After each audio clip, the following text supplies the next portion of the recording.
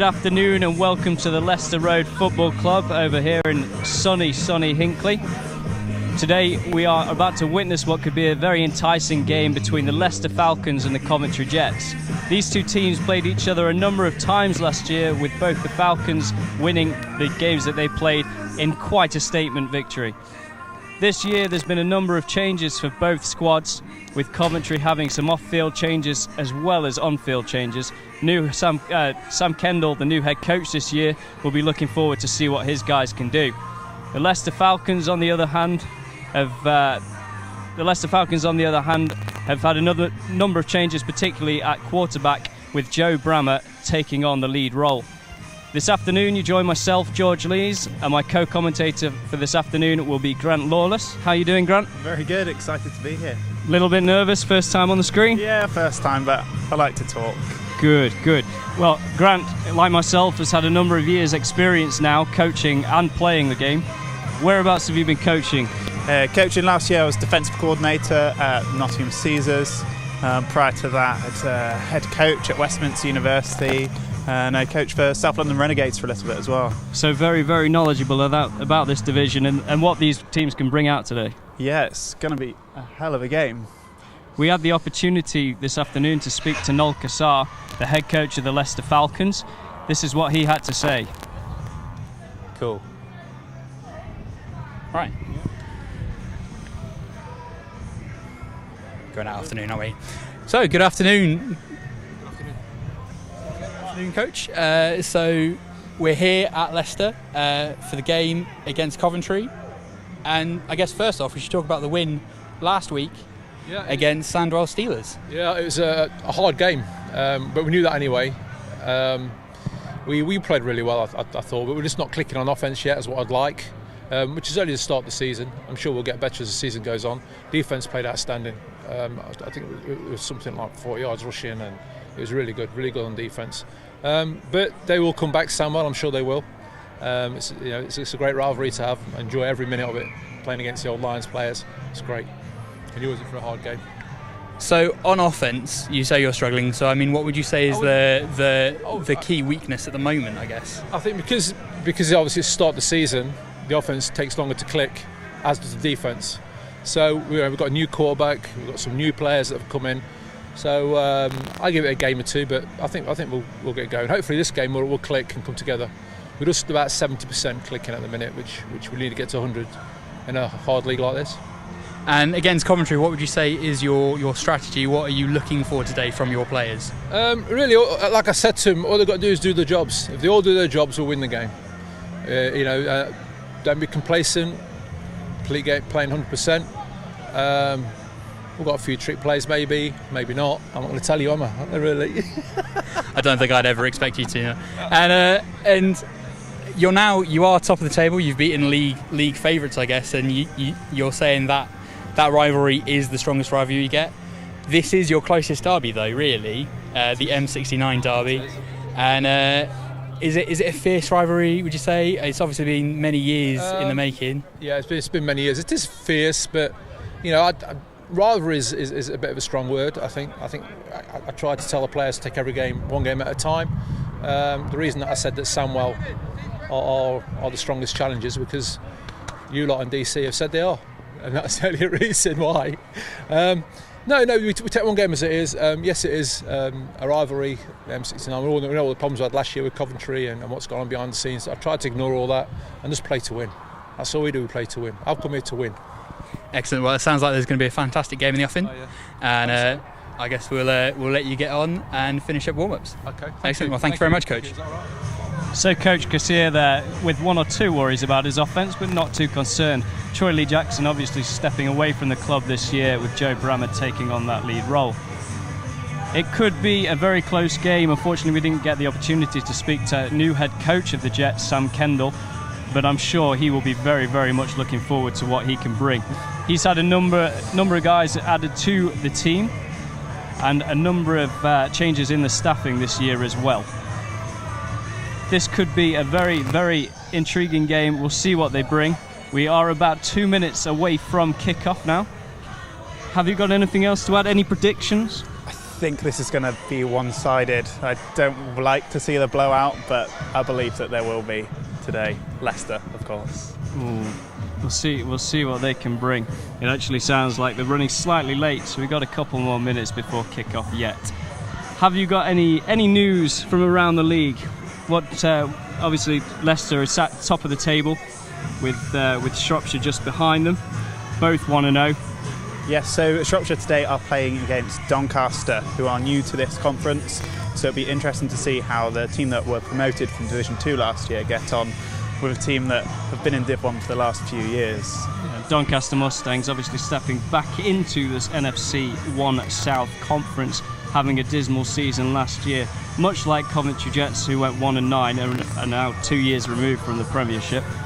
It will be a very, very close, tight fought year at the bottom of the conference, I would think.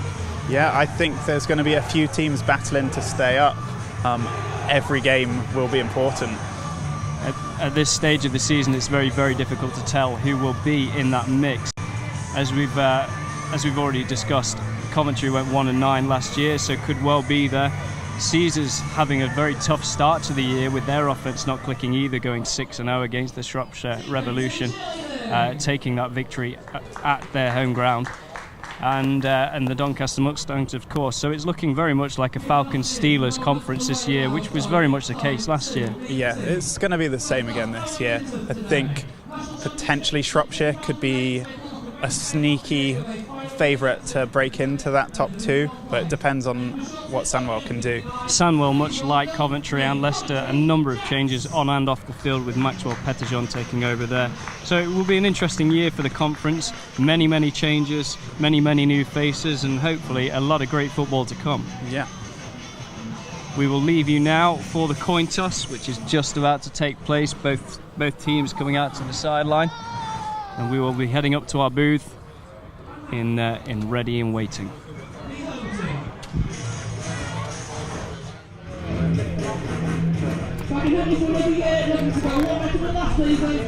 They are yet again the most talked about football team in the country. They are the Green Machine, Leicester Falcons!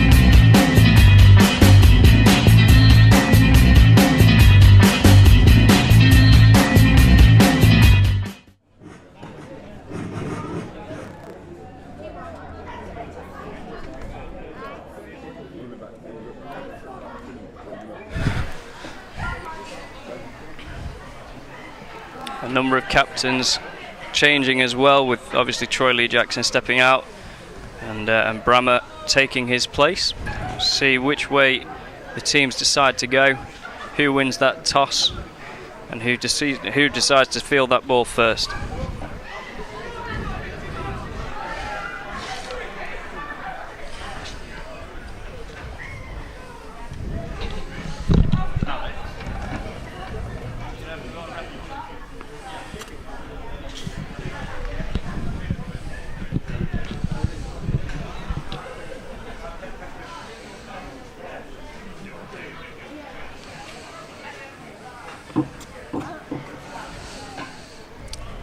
Usually we would have the ref's mic on. For whatever reason, he's not elected to use it at this time.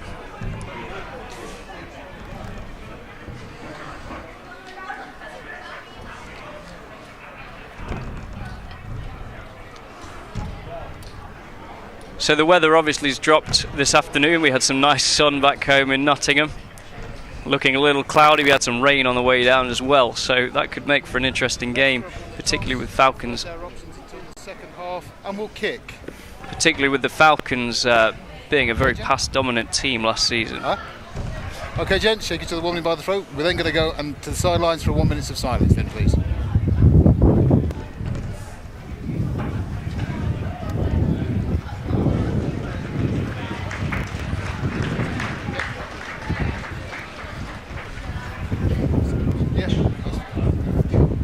Wind is picked up, you can hear it on our Atmos mics. Again, we'll bring some interesting dynamic. I think we're due rain as well this afternoon as well. We are. But we'll see what happens there. Would like to pay tribute to a legend of the British game. Jerry McManus, the head coach and general manager of the Jets. So both teams will now be going into a 1 minute silence for former Coventry Jets coach Jerry McManus. It'll be the first year the Jets have been without him on the sideline this year after sadly passing away late last year. Minutes applause for Jerry McManus.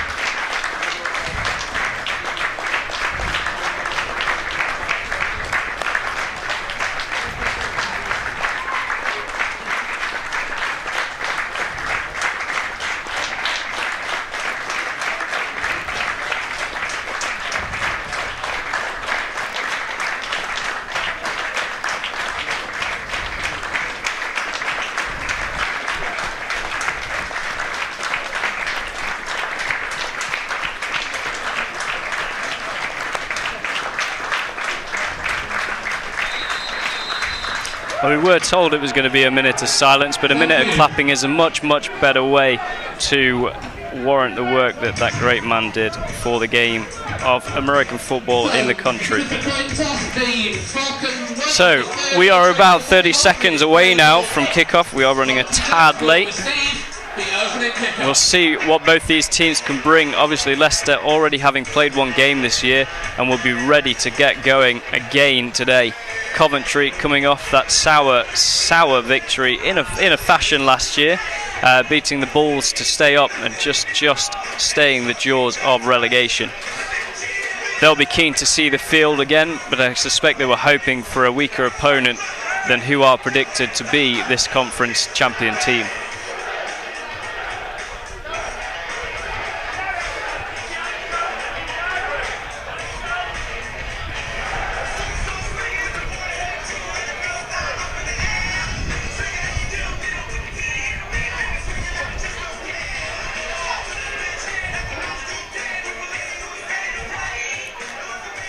So this year, one man that's been in the news for the right reasons, I think it's fair to say, is Guy Kersey, making a number of changes for the club and bringing on a lot of sponsors on board as well.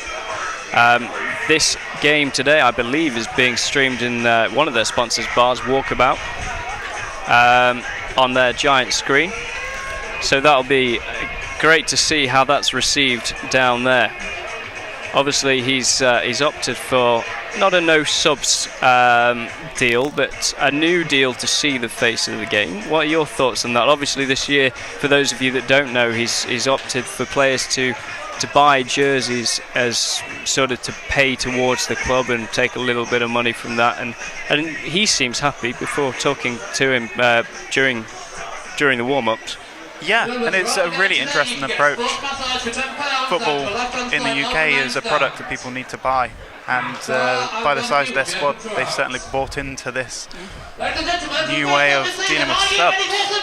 Yeah, absolutely, and he was quite open with this, really, wasn't he? He said, a lot of teams are still waiting for subs. Well, we've had all ours. The guys are ready to go. If they wanted to play, they had to buy a jersey, their kit, and it's gone towards and it's paid the way. So, Leicester due to kick off. See what they bring. Number 10 is kicking for the Falcons today. Looks like Danny Burton. And returning for Coventry, we have Elliot Strong, who is a safety, and Freddie Davidson.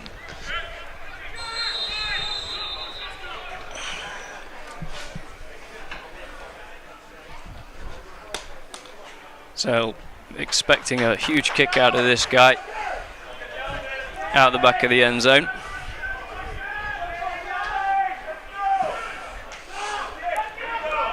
Wasn't too far off. And it's a decent return for Coventry, and that'll put them on their own 35-yard line there. It looked like it was number 2 for the Jets, Elliot Strong, returning the ball. And it will give the Jets fairly decent field position. Obviously this field is slightly short. It's a 90-yard field as opposed to 100 yards. So you're just missing those 5 yards in the middle. Not that Coventry will be complaining. So a number of guys to look out for, and one of the most feared guys really in football in this country at the moment is Taylor Brown, the American who's been playing for the Derby Braves this last season. It looks like we've got an early infraction. Checking the centre's knee pads, which of course is being enforced far more this year. Kit infractions. Coventry electing to play with a 2-back set in a pistol formation. And it's a wide toss there. And he's picked up some nice yardage for the first run. It looks like a gain of 6 or 7 yards there. Just beating the Falcons around the edge. Coventry will be happy with that. Trying to set the game early, just trying to settle some nerves with some run plays. The Falcons will look to take that away. Typically they've been a tough team to run against, particularly up the middle. And again, with that man Taylor Brown running around the edge, may get difficult towards the end of the game with his speed crushing down on running backs.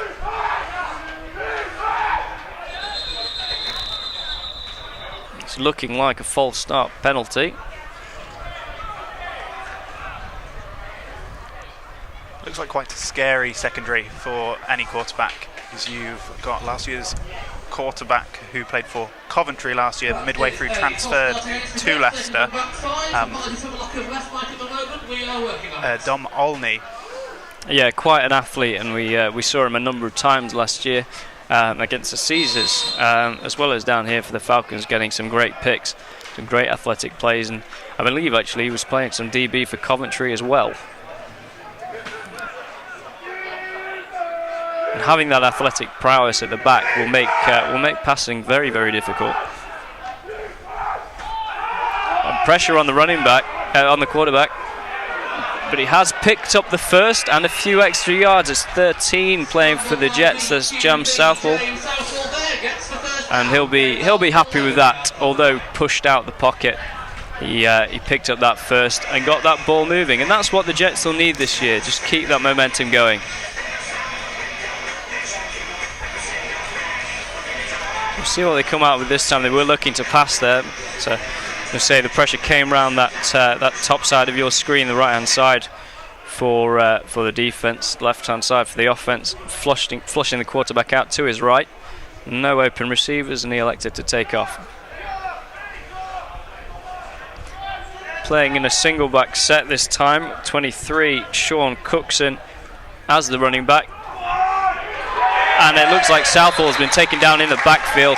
And number 72 for the Leicester Falcons there, Josh Newbold coming around the edge. And it looked there like Southall was looking to pitch that ball away. So a little bit disappointing. Two plays forward, one play back. This is where it gets dangerous for Coventry now, because they're going to need to put the ball in the air to make this first down. But they've got the two ball hawks back there, which makes it quite difficult. So run around about 2nd and 15 now. Coventry going back to that 2-back set with Cookson. And that pitch again. And Taylor Brown coming down fast, didn't quite make the tackle. Ball. Now the whistle has gone. The ball did pop out, but the whistle has been called. And it looked like 82 carrying the ball for the Jets. Alapone.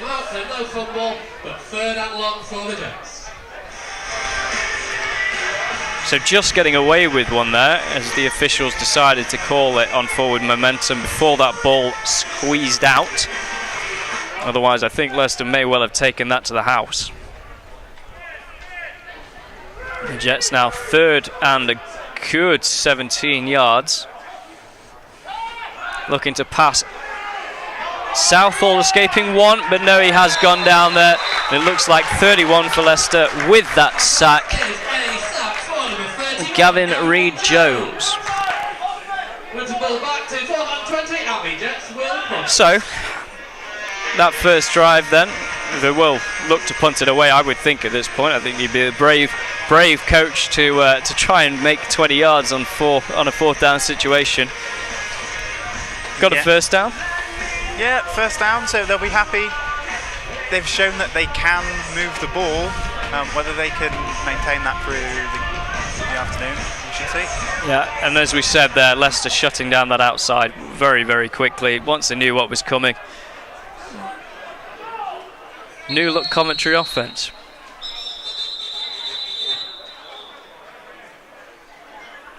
Officials have seen something. We'll head down there to see what they've called.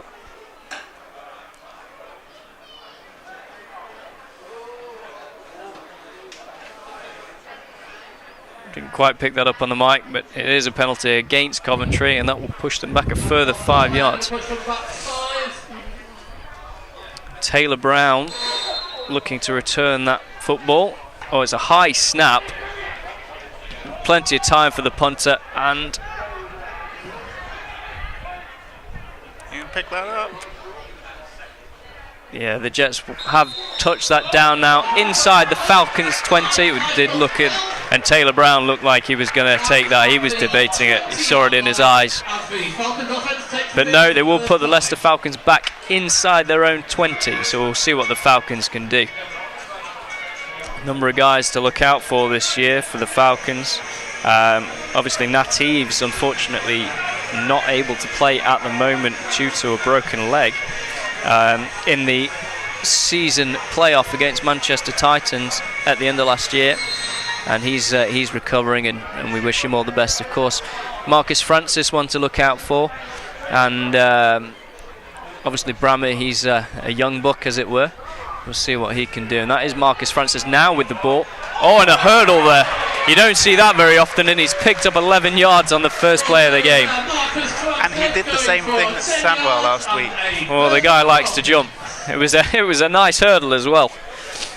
But there you go. Marcus Francis, a man to look out for. Other running backs this year include last year's fullback, Adam Gums, who is a real power back style of running. He's got some play there. He is playing in that split back formation alongside Francis. Francis being number 3, Gums being number 24. And that is Gums there. Oh, just slipping at the last minute. Just slipping on the turf. He'd seen a seam, just couldn't quite get through. And that will go down for a run of a loss of around about 3 yards. And last week they found a lot of success getting outside. So I think the key for Coventry today is if they can contain, keep everything between the tackles, because the speed that these guys have in the backfield for Leicester is just phenomenal. Well, we saw it there when Marcus Francis got out into the open, just coming down on the last tackle. Otherwise he would have taken that one all the way. It was a great final tackle though. And number 81 for the Falcons in motion, and that's Gums again. looking for the seams now. There is a flag on the play. I've just seen it in the corner of our eye, and it will likely be in the area of holding. A nice 9-10 yard pickup, and I suspect it will be coming back. I think it was number 11. It looked a bit like a block in the back. That may well be on Alex Priest.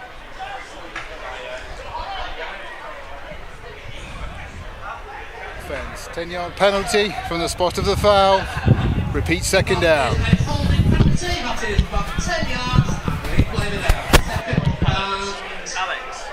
15 on now, Alex. I've got no 81 on my roster.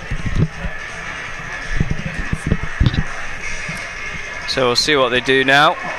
And we'll repeat second down. And a fair old way back. Coming out in a slightly different formation now.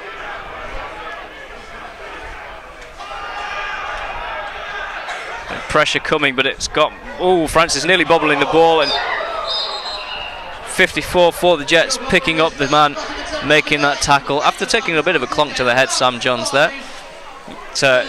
Nice first completion for Joe Brammer on that throw, with pressure coming down at him. And if you watch the offensive line for Leicester, they really seem to be dealing with everything that Coventry are throwing.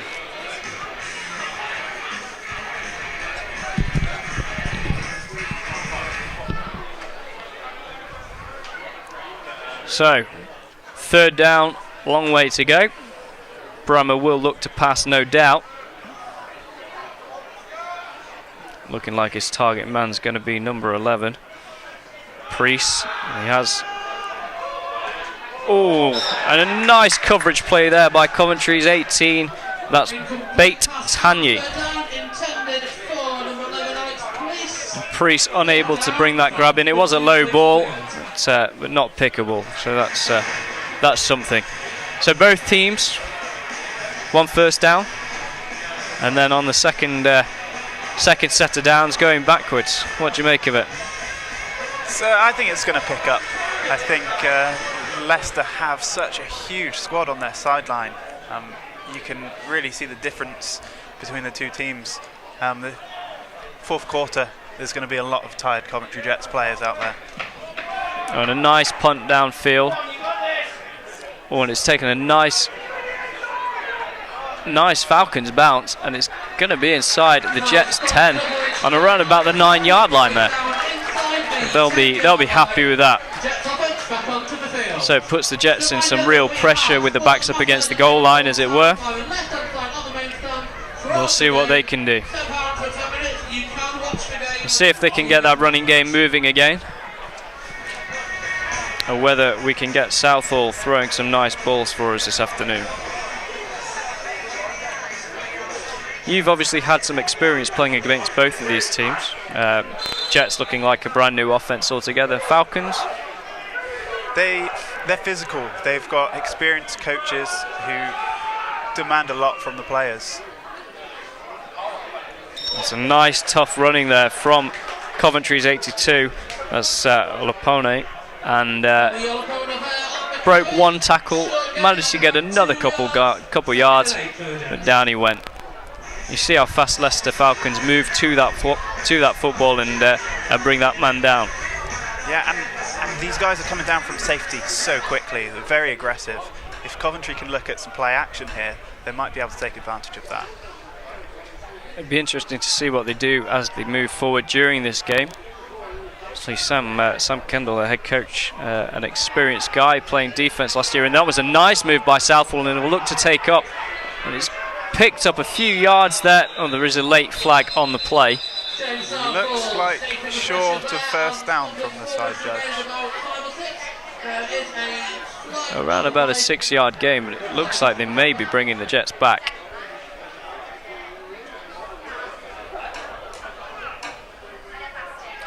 And that is a holding call on the Jets, so that will put them back 10 yards, and they'll repeat that down. So a great play there by Southall to have it taken away from him, making that first man miss. A bit of ducking and diving. Yeah, it's the worst for a quarterback. You've done all that work just to turn around and see the laundry on the field. A lot of pressure there from the Falcons. We'll see if their offensive line can stop. And Coventry haven't got a small offensive line by any means. They look like some big lads down there. Let's see if they can do what they need to do to protect Southall throughout this game. There's a lot of pressure. Nice inside run there, a couple of yard pickup, 3-4. And looking for that number 82 again. That's Olapona. That will put them down at the 3rd down marker with about 7 yards to go.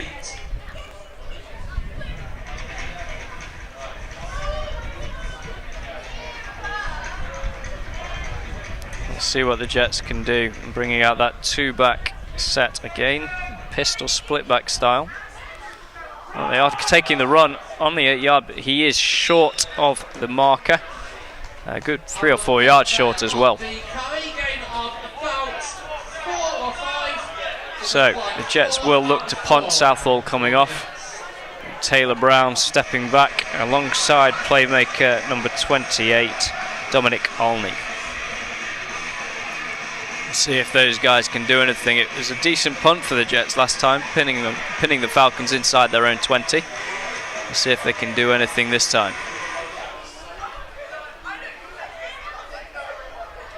Oh, it's another high snap, and that's not good.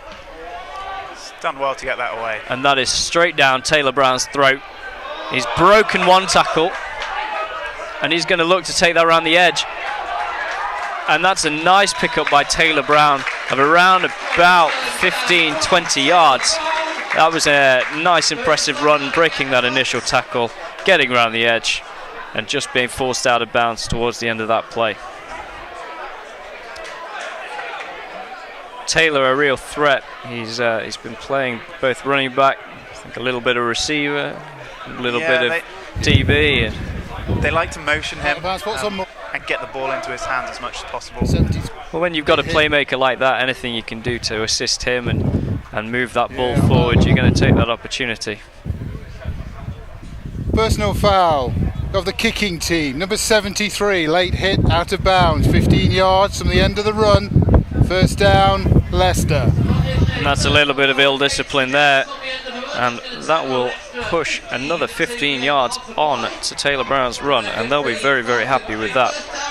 And that penalty was on Brad Jackson of the Jets, just making a late hit on Taylor Brown as he went out of bounds.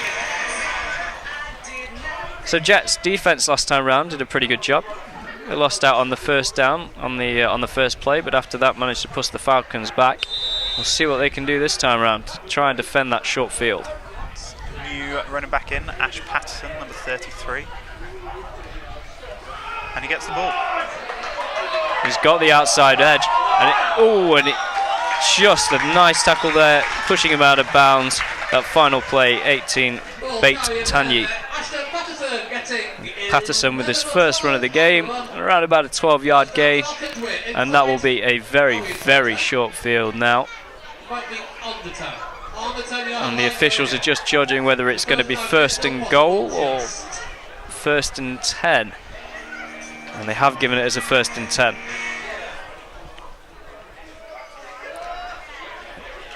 Patterson remaining in replacement of Marcus Francis, who actually looks like he's got a little bit of a calf problem. You see on the sideline. Oh, and it looks like the Jets have recovered it, and Brammer there just making a slight mistake. I don't know whether the timing was right. Not quite sure who was supposed to take it, whether it was Gums or Patterson, but the Jets will be very, very happy. They've got the ball back, and worse still, Brammer walking off, clutching his hand. So the Jets doing what they needed to do, putting the pressure on the quarterback on the handoff. It all went wrong, and the Jets have the ball back on their own 10-yard line. And they may well have picked that up in maybe the Jets' 15-yard line. Using blue markings on a green pitch, it doesn't make our life easy. So we'll see if Southall can lead its troops out of this situation. A one-back set with 2 receivers to the top of your screen and 1 down here to the bottom. And looking to run the play, and that is stuffed up there. And that was some great outside containment by the Falcons, looking like number 90 and number 97 for the Falcons making the tackle. It's Jake Hayes, 97. Currently got no number for 92. Let's see if we can find that one out for you.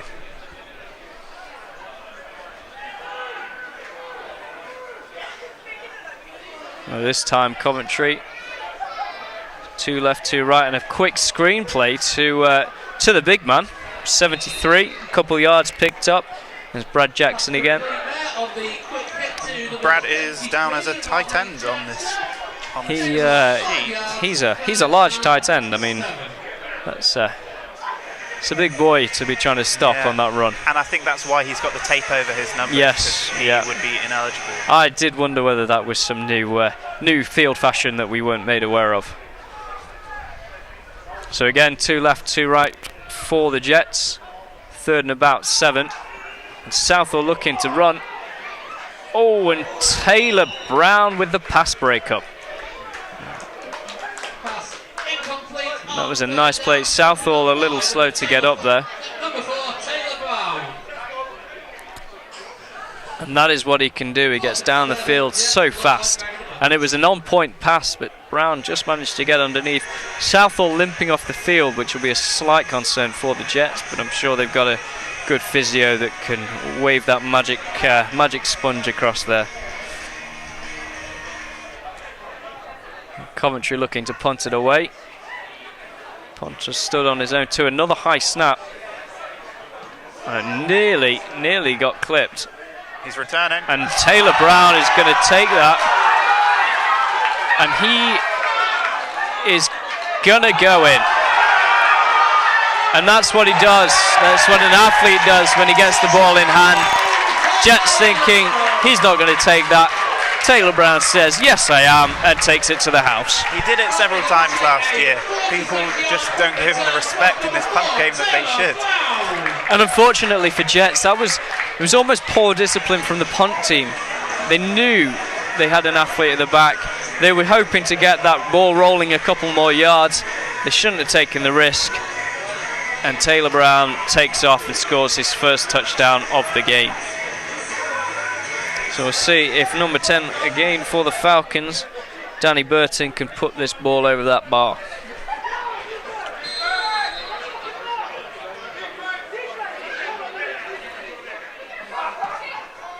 Looks like a good kick. Yep, the officials have given it. So your score now, Leicester Falcons 7, Coventry Jets 0. So the Falcons will receive that ball on the kickoff. They'll be a little disappointed not managed to get that ball moving since that first play, really. We'll see if they can turn things around pretty quick. The momentum now, that Big Mo will be very much with the Falcons sideline. How can you counteract a player like that? You just have to try and keep it away from him any way possible. He's dangerous on defense, dangerous on offense. You have to scheme to him. You can't just play your plays. But it's great to see an athlete of that caliber playing in the British leagues. I know he's an American, and some people will say, oh, he's American, he's been playing for years, and yeah, he has, but you look and you look at the players around him as well, and we had a discussion earlier about he's a guy that's very willing to progress the game here, progress the players around them, and you see that in the caliber of players that play sort of behind him as a safety or behind him as a running back, and he really does a good thing for the teams he's around.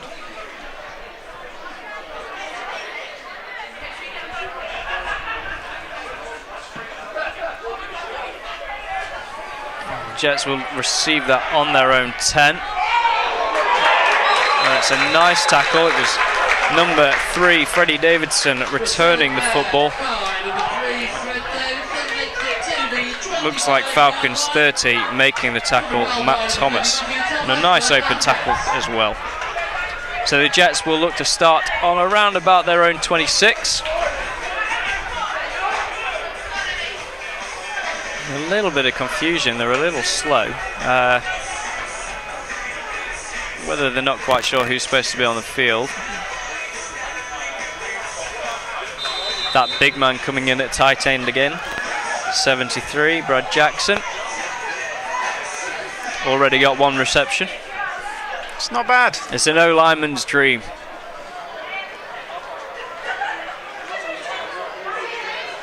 Oh, and it's a fumble. Now the Jets have recovered that, and that just looked like a bad dance move between the quarterback and the running back. It bobbled forward, recovered fairly quickly by Aaron Beal there, just dropping on the ball.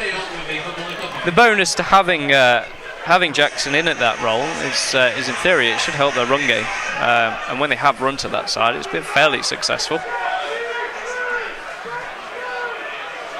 We've got 2 left this time, 2 receivers right.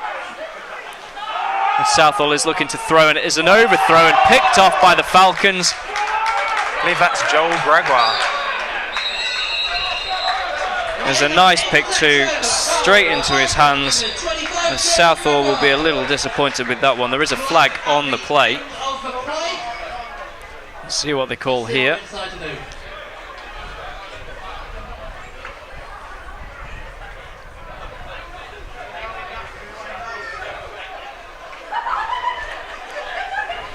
Sounds like they've come to a decision. 59 going back. After the play was over, dead ball, personal foul, number 59 of White. White remains with the ball. It'll be a 15-yard penalty, first down. Well, whilst they've got the turnover, they'll be disappointed in that. It's the second kind of ill-disciplined penalty of the game, with the Jets having one earlier, a tackle out of bounds, and the Falcons there obviously with an unsportsmanlike. These are sort of the yards that can make or break you. Gives the Jets defense a much longer field to defend, so they'll be happy with that there. Elliot Strong playing as a single high safety. I mentioned his name already on the first kick off the game. Another athlete really, quick guy, good player. Brammer looks to pass, and he's got a man deep, and it's well defended, nice pass break up. Brammer looking for number 11, who he's looked for once or twice before, Alex Priest, and is well broken up by Coventry's number 39, Carl Oliver Smith. And it did look like Priest was breaking free there. Brammer made the right read, just didn't get that ball there quick enough. No, he pulled a long one in last week in his first game for the Falcons. It looks like we've got change on offense. So we've got Fredericks, the big tight end, and I think Marcus Francis has gone back in too. It looks like Francis is back on his feet, and they'll look to utilise him.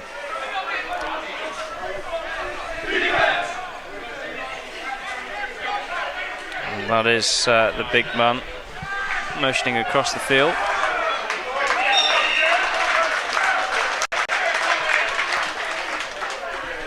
Great carry there on first down by number 81, Harry Billing. Gain of.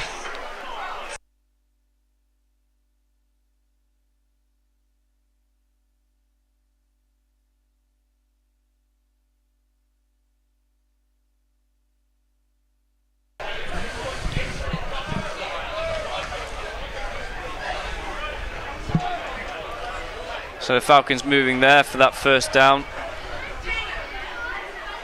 And they'll come out in a pistol formation this time. And that is Fredericks motioning across the field again. Oh, and that only just came off, but Francis is going to get round the edge and pick up the first down and a couple more yards as well. Nearly went wrong in the backfield, but just managing to get it off. And this is what they did last week. They ran to the outside, and when they stopped them running that side, they went the other way. Well, that's it. You know, they're reading what the defense puts up against them, what they can do. Francis, not the quickest back in the world, but he knows how to move and utilise his body to the best of his ability. He broke a nice tackle there as well. Obviously, we saw his hurdle as well. So that is the end of the first quarter, and at the end of the first quarter, the Falcons are 7 to the Jets 0. The end of the first quarter, with neutral side, Falcons So the Falcons will start on the Jets' number 28.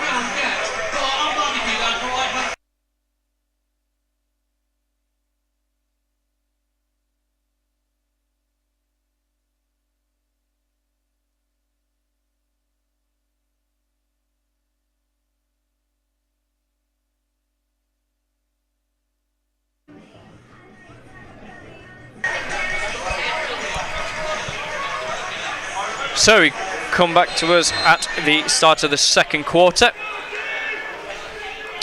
Brammer again lining up in that pistol formation. And he's looking to pass deep. He's got a number of guys open, but he is going to go down eventually with the Jets' number 21, Sam Ubani, with the sack. And that will push them back a few yards there. So that's going to bring up a second and around about 16 yards. Brammer a little bit slow to release. Man opening up at the top of your screen on what looked like a corner route. And that's an issue that a lot of British quarterbacks find, I think, from watching the game. It's the release. And you just see there, he took a little too long. He managed to break the first tackle, but there you see Ubani just bringing him down.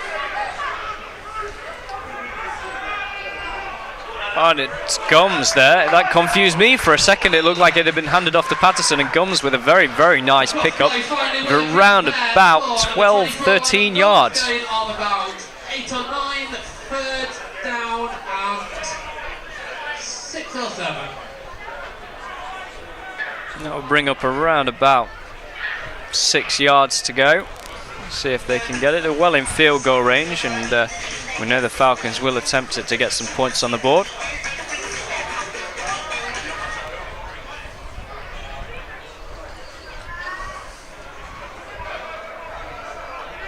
So Gums on that previous play using those power back moves. A little bit of deception in the backfield. But Gums with a nice cut block, and that's Brammer with a man open. Just managing to bring it in is Falcons number 7, Jared Gabidon. Nearly slipping out of his hands. We are inside 10 yards. And that will put the Falcons inside the Jets' 10-yard line. So this will be first and goal. With around about 6-7 yards to go. And Leicester feel like a more complete team this year. They had a couple of athletes last year that made a difference, but they seem to have upgraded pretty much across the field. I think a big part of that is the new offensive coordinator, Simon Juniper, who was an offensive lineman, so he'll be happy to run the ball as much as possible. Now, Brammer fell short, but there has been a flag thrown, and it may well be shot blocking from what I saw on that play. And you see it on the right side of the line there. It does look like one's gone high, one's gone low. And actually, the Falcons 73 just coming off. McCormick, I think.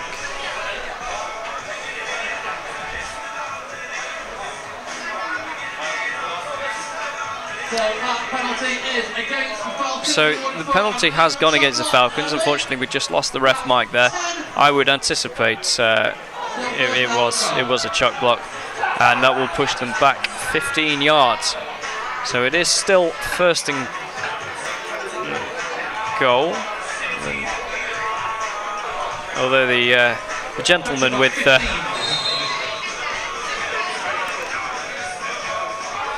they're debating the down, I think, actually. There we go. He's found it. He's found it. We are first and goal. He keeps deciding it's second, and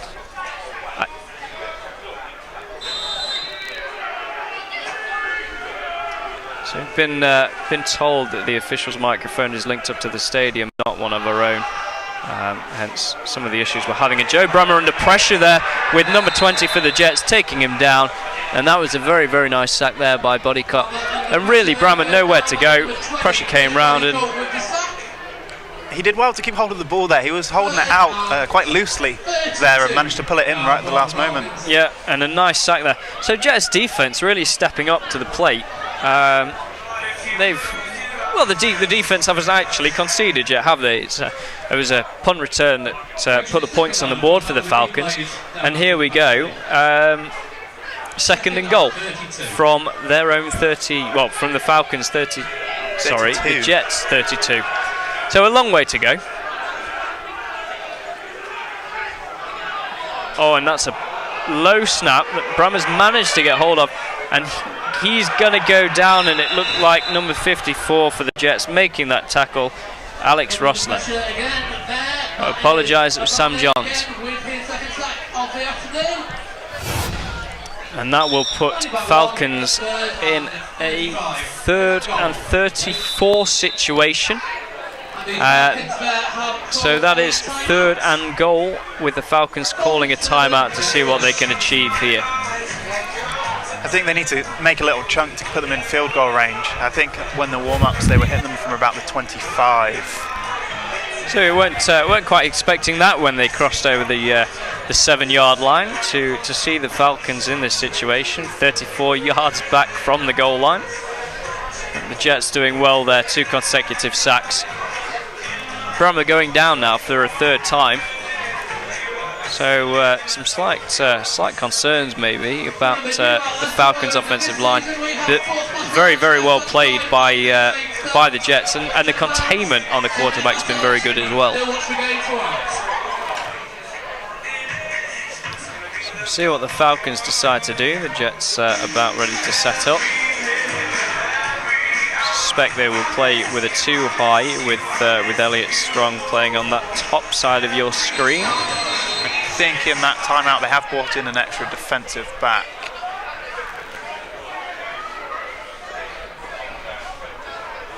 The danger here is they're playing so far off, is a quick screen pass to the wide receiver is going to be...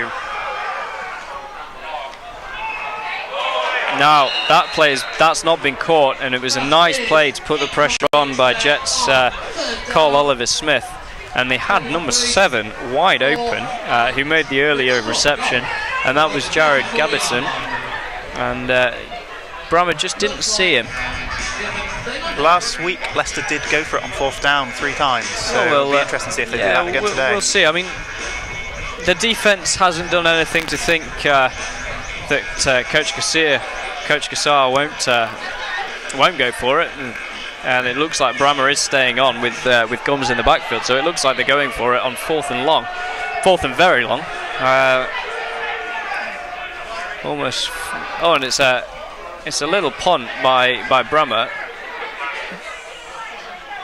who has managed to put it back inside the Jets 5. And that's not something you see very often. So the Jets coming out again in tough field position. We'll see if their offense can muster ranks and move this ball forward. And it'll be interesting to see how the Jets coaching staff, who are all relatively new to their positions, deal with the unexpected, how they can make changes throughout the game. Right here, you're going to be expecting a lot of pressure from the defence. Yeah, and they're a physical defence as well. You look in the middle there, former Caesar and Steeler.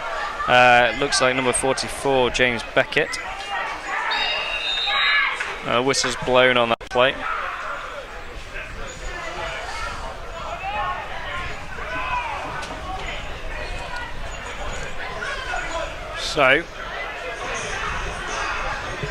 So far, I think it's fair to say neither offense has really clicked. Falcons making the most of what they've had, though, with some nice big runs by Gums and Francis and Patterson. And the Jets, despite that early first down, haven't really moved the ball since. And Southall looking to pass with pressure coming around the edge, and he's got to pass off it. And that was Falcons defensive back 36, Chris Hoyt, with really what was a golden opportunity. And Hoyt is one of their kick returners. He got their special teams MVP last week, so if he's got that ball in his hands, he is, just like Brown, quite a threat. Well, we're disappointed not to bring that pick in. So Jets coming out on a 3rd down. It's 3rd and 10 for the Jets.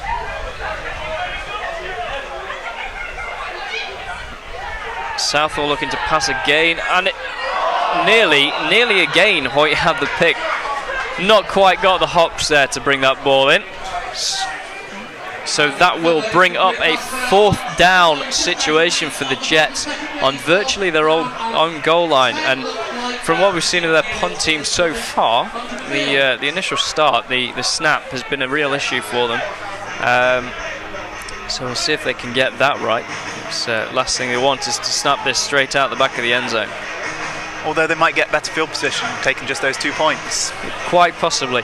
And to be honest, with what we've seen from both teams' offenses, certainly the Falcons and the Jets taking 1 step forward, 2 steps back, it may be a smart decision. Although it is a high, and he has just stayed in. It's a short punt, and it's going to go out of bounds at the 41. The punt there goes out of bounds on the 39-yard line going in. Falcons offense back on the field. The officials do look to spot that in the Falcons' favour. Going to spot that on the Jets' 39. So the Jets actually did fairly well there to get that ball out. Looked like the ball was going to get battered down. So managing to get it out of his own end zone there. Just looking around us, a little bit of a crowd starting to form. 100, 200 people maybe. It's nice to see for a semi-sunny afternoon. Oh, and it's another issue in that backfield, and it looks like the Jets have recovered, and that looks like Cole Oliver Smith recovering the ball. Now the snap looked at a decent height for Brammer, but it just went wrong in those backfield moves, with neither running back picking up that ball, and this is the issue we've seen so far. Just 1 step forward, 2 steps back. Yeah, but it's good for the Jets. They're in this at the minute. Yeah, and I think Jets, to be fair, have surprised both of us. I think we both knew that with new head coach Sam Kendall, things were going to be a new look. And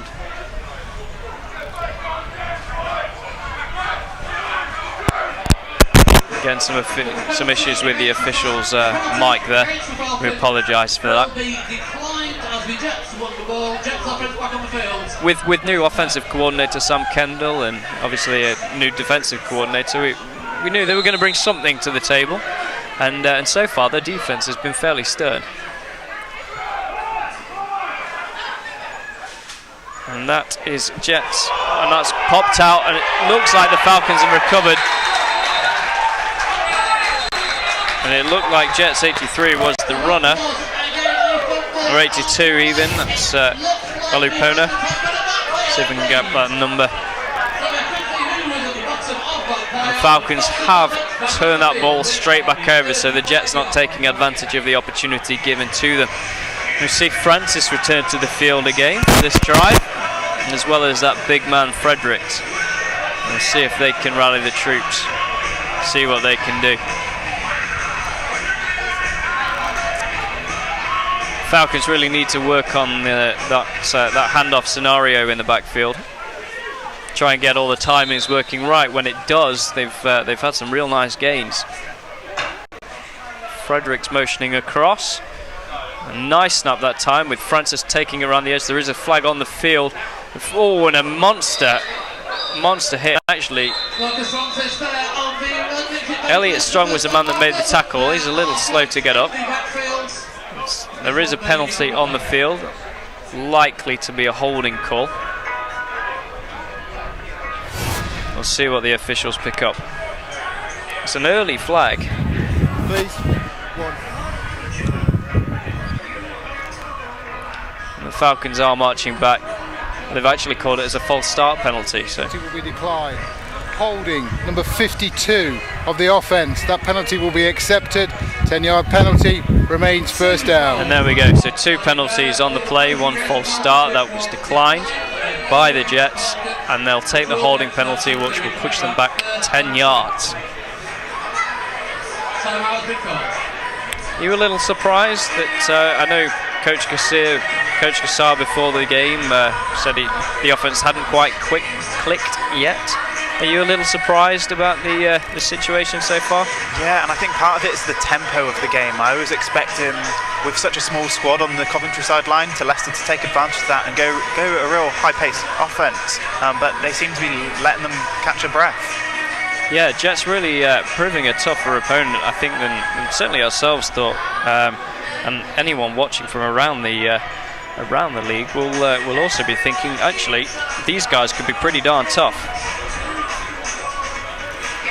Last year, between themselves and the Bulls, very much became the whipping boys for the Falcons and the Steelers, as it were.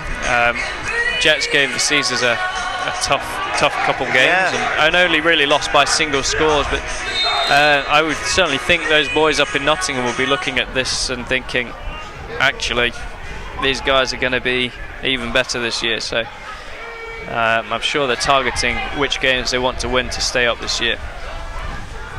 And again, it looked like a bad snap, and there is a flag on the far side of the field. Marcus Francis there, picking up a nice few yards on that gain. Again, that handoff, slow, flag on the far side. We'll see what the officials call this time. And like you said, no real fluidity to the game, and nobody really getting the opportunity to keep moving forward. 5 yards, repeat 1. They're going to take it. It's interesting that on the Falcons offensive line they've moved Richard Swain. Offside, defence, 5 yard penalty, repeat first down. He is a left tackle and a very good one. They've pulled him inside to guard. So whether that's to replace injury or to try and deal with the middle linebacker for Coventry. We did see a Falcons offensive lineman step off early on in the game. So that was a 5 yard penalty on the defence. We give the Falcons a little better field position, 1st and 15. Brammer looking to pass. And he's got a man deep, and next that man Priest again. And again, well covered by Cole Oliver Smith again. 3rd pass breakup, and they're really looking to target him, and Priest is or is certainly becoming or looking like the favourite target of Brammer. And I think they're picking on him because he looks timid when he's lining up. But actually, the Coventry side have got about 60% rookies on their squad this year, so they've had a full rebuild. But he seems to be holding his own. And I think that's what makes it all the more impressive. I know we're only kind of halfway through the second quarter, but for them to be doing what they're doing is very good. And that's Gums running around the edge, and that real power back, breaking one tackle and just going out of bounds. I'm not quite sure whether they're going to give him the first, and they have given him the first just about. That will be just by inches. Francis there lead blocking for Gums on the way around. An interesting point to note is defensive mind for the Falcons, and starting corner Wayne Gums is actually currently out of action. He's on an issue with his MCL at the moment, so he will be very much focused on that defense and what they can do.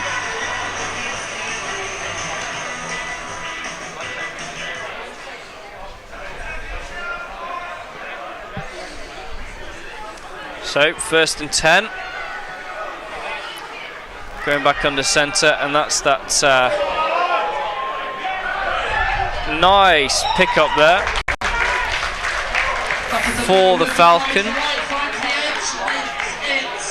Look like Ashton Patterson. Yeah, I believe that is. Got a little bit of a weird, odd physique, I think, for a receiver, and he runs. He's got a bit of a funny running style, but it seems to work for him. I seem to think he was a fairly dominant player last year as well. Now, there is an injury on the field, and it looks like Coventry Jets number 71, Ray Hopkins, may be the man down, although he is back up on his feet.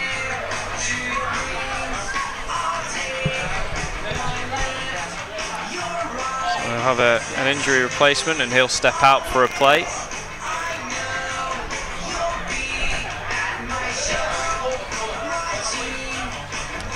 Falcons will look to start this around about 11 yards back off the Jets goal line.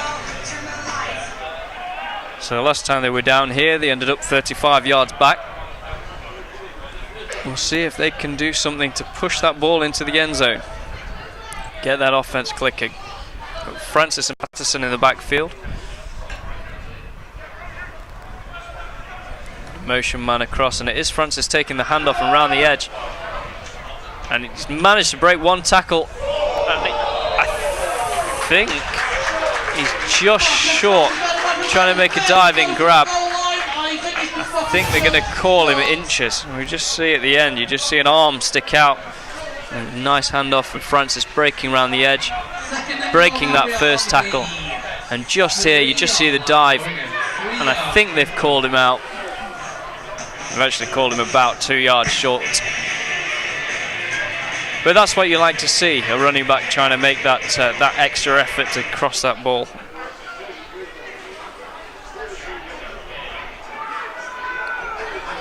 So just looking from around the league, current scores for this conference: Shropshire Revolution 35, Doncaster Mustangs 8. I'm not quite sure where they are in that game.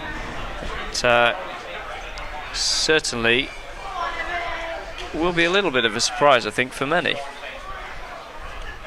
Particularly as Shropshire didn't manage to get that offence moving at all last week, bar the score, of course, which was from a botched snap, I think, on the punt. So Brammer under centre, and that's Patterson again, and he is going to be. That is a touchdown. They have called it, and that's Patterson's touchdown to have, and he'll be happy with that. There you go, Francis lead blocking. Patterson virtually untouched actually until he touches the goal line, and he's straight in, and that will put Leicester at 13, Jets 0. We'll see if they can kick this extra point.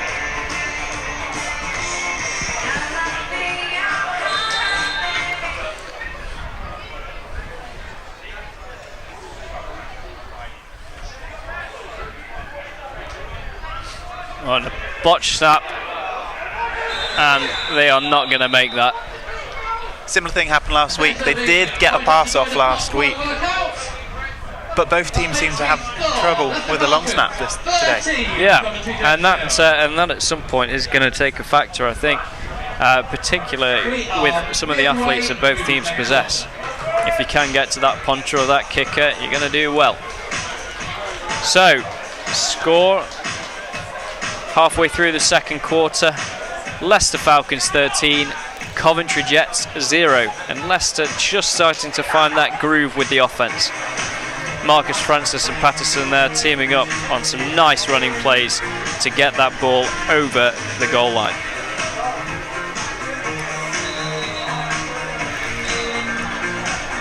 So we'll see if the Jets can give themselves some decent field position off the back of this kickoff.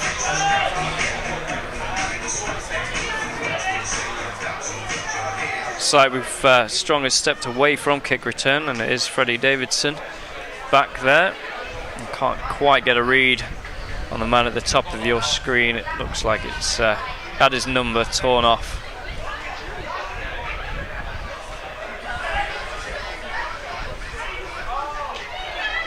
It looks like quite a large fella though. He does, and I suspect a hard-hitting boy as well.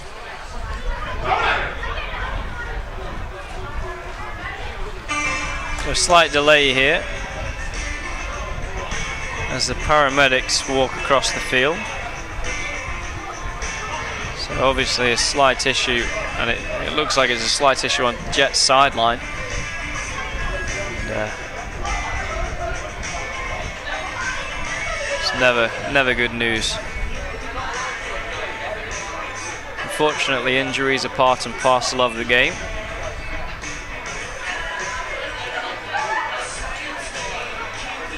So looking at that score from the Mustangs game, that Revolution Mustangs game, what are your thoughts?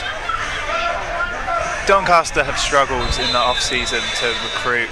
They were speaking to some local news reporters early in the off-season, and they're having a torrid time of it.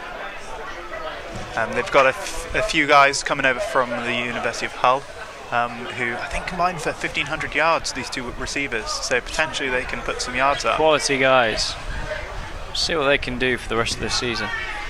A nice kick there from the Falcons. And a mix-up there between the returners. Davidson's going to be the man that does take the ball. And he's not going to get very far. He's actually going to stop inside his own 10. And a major miscommunication issue there. They're nearly costing the ball. It looks like Ray Hopkins was the man at the back. I think that's the first time I've seen a defensive tackle returning a punt. Well, clearly he's got something that we don't know about. In all honesty, I think it was Davidson that made the mistake. He didn't seem to be the guy that was going to take that ball. Hopkins was very much in position to take it. But the Coventry Jets will start on their own 9-yard line. And it's not going to be a good start with 23 for the Jets being taken down for maybe a gain of 1. That was Sean Cookson.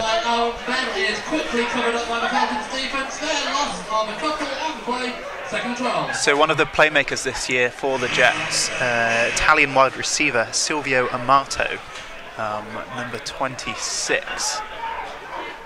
Yet to call his name, so we'll see what he can do. That's Southall taking off around the edge, and he's not going to get very far either. He will just about get back to the line of scrummage. And that looked like a designed quarterback run there. The wide receivers didn't turn for the ball once, all looking for blocks. So it'll be interesting to see if they continue to use their quarterback so dangerously. So the Jets now, 3rd and 12. Gonna have to look to pass, I think, on this occasion.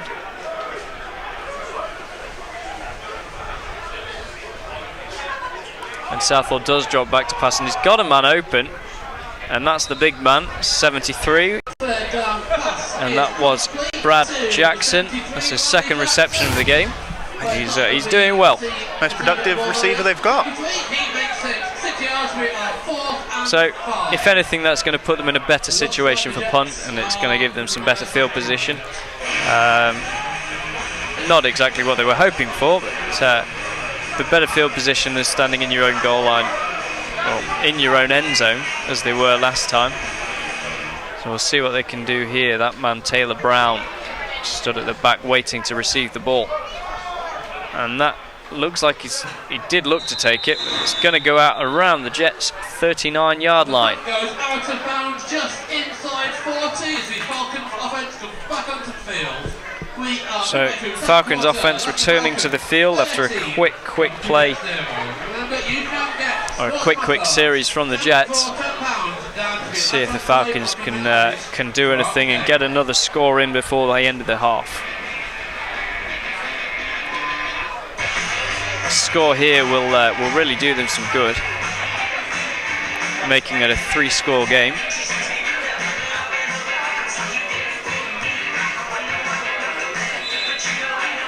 Brammer's starting to get into a bit more of a groove now. We've got Gomes and Francis back in.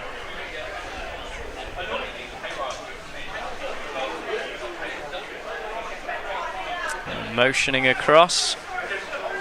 Brammer looks to hand off to Francis. Manages to escape the first tackle. There is a penalty on the play. Francis coming up short of the first down marker. Around about 6-7 yards. Looks in the region of holding. There's several flags on the field, so we'll see what the officials decide here.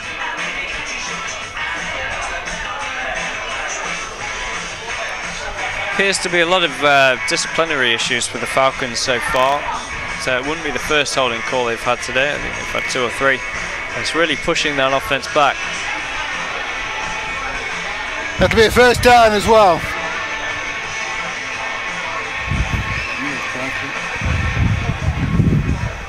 Holding, number 52 of the offense. That's a 10-yard penalty and repeat first down.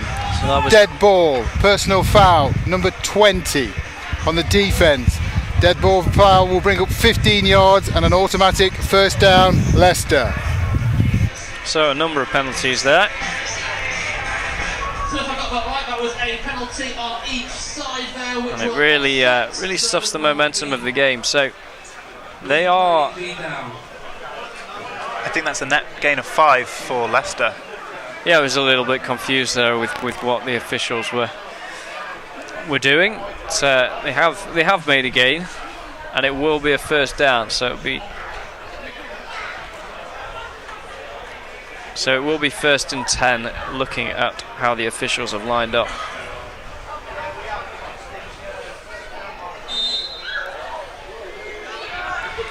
So 2 receivers at the bottom of your screen, 1 at the top. Motioning man across. Brammer looks to pass. There is a flag on the play, and that is Falcons number 17, Tom Jarrett, with the reception. But again, another flag.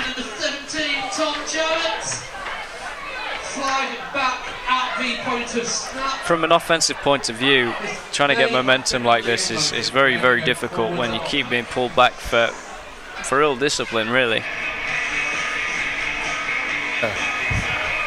Offense, number 17, wide receiver moving forward prior to the snap. 5-yard penalty, repeat first down. And that was called on Tom Jarrett, the man that caught the ball. Moving forward prior to the snap. So that's the first time that they've passed out of that motion. So they've had a lot of success running to the outside, drawing the defence down, and now taking advantage of it. They've got a change at safety for Coventry. So Elliot Strong, who was, I believe, one of their captains, is on the sideline, and replaced by linebacker Frank Claydon. And Francis, nice hole there.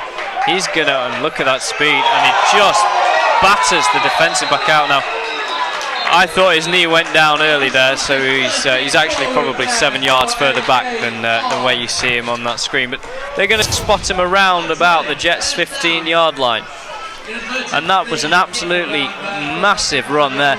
Again, there seems to be some issues in the backfield, but Francis taking off and slow to accelerate. But when he does, boy, does he hit hard. Just absolutely annihilating Bait Tanya. He's had a fairly good game so far. But Tanya does enough to put Francis's knee down to the ground, so they call him down by contact.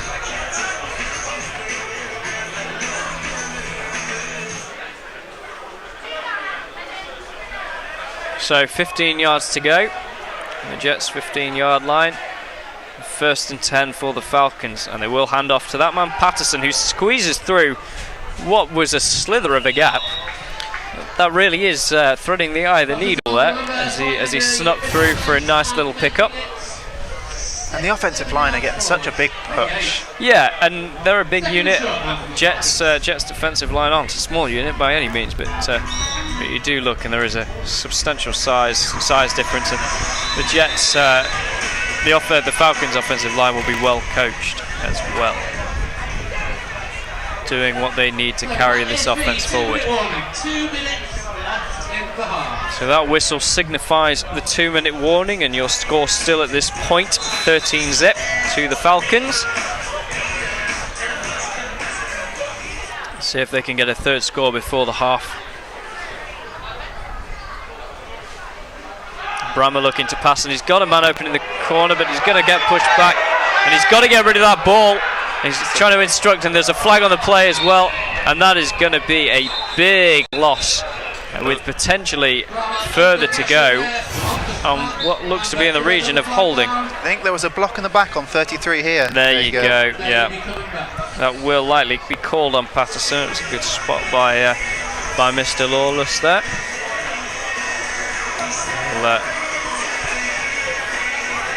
I think from what we've seen so far, one of Brammer's issues is he needs to release that ball. He needs to release it earlier, certainly, but once he comes under pressure, he needs to look to just get that ball out of bounds and avoid these long walkbacks. Falcons will have to start moonwalking soon. Spend a lot of time going backwards after penalties. And it's a real shame because we've seen them make nice plays. We saw Francis on the previous run play absolutely annihilate poor Tanyi in what was a great run. And here they are now in a similar situation to where we saw them earlier on in the quarter. Second and very long. There's a handoff to Gums. Patterson lead blocking, and Gums going to get around the edge. And it's a nice pickup by Gums to put him and his team on around about the Jets 21.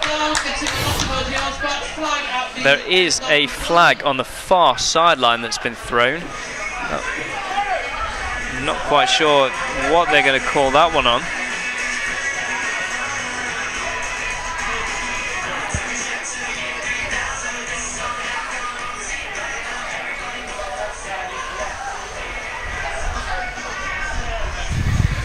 During the play, illegal use of hands in the back, number 87, 10-yard penalty from the spot of the foul. Repeat second down. And a nice play, blown up again by some ill discipline. So, the officials have spotted them on the Jets 41. So they've got second and a substantial way to go. See what they can do here. And Brammer handing that ball off. Patterson, the man coming round the edge, and he's picked up yards for sure. A nice tackle from a smaller guy. The Jets 34, Frank Claydon taking Patterson down. Here's a chunk of yardage taken back to the 20. So he's taken off a nice chunky yardage there. The officials have blown. It looks like it's an injury situation, although I can't see anyone down on the field at the moment.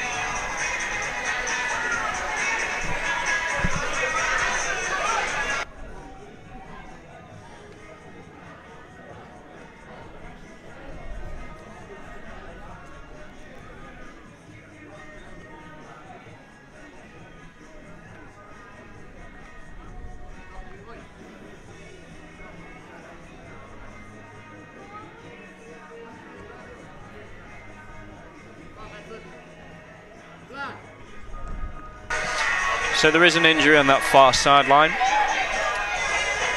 as the medics run across the field.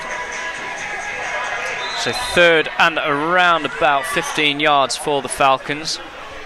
And actually it looks like Southall's a man going on with the medics. Brammer, plenty of time with a man in the backfield. Oh, and a nice break up there, and it looks like Clayton again. I apologise, it was Oliver Smith. A nice break up.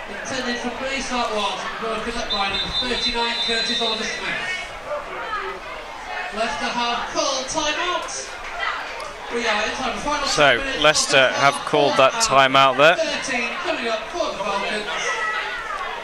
And worryingly for the Jets, and I can see just that you may catch him at the top of your screen in a second, Southall walking over to the medics, or walking over with the medics, should I say, which is a bit of an ominous sign, really.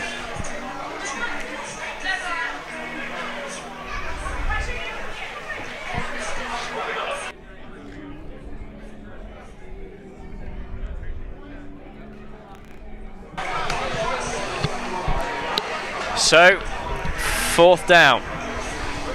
We've seen Brammer do a little bit of a pooch punt, but I suspect here they will be looking to get a third score on the board with only a minute or so left on the clock. And Brammer is dropping back to pass. He's looking now. He's caught the ball, but I think they're going to call him out. Calling that out of bounds. He's looking for that man Priest again as he came back on what looked to be a comeback route. Brammer again spending a lot. Well, in fairness to Brammer, this time he had plenty of time in the pocket, and Priest catching the ball but not quite getting it inbound.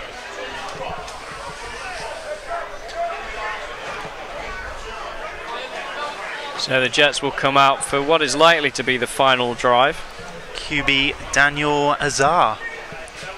Yeah, we'll see what he can bring to the table.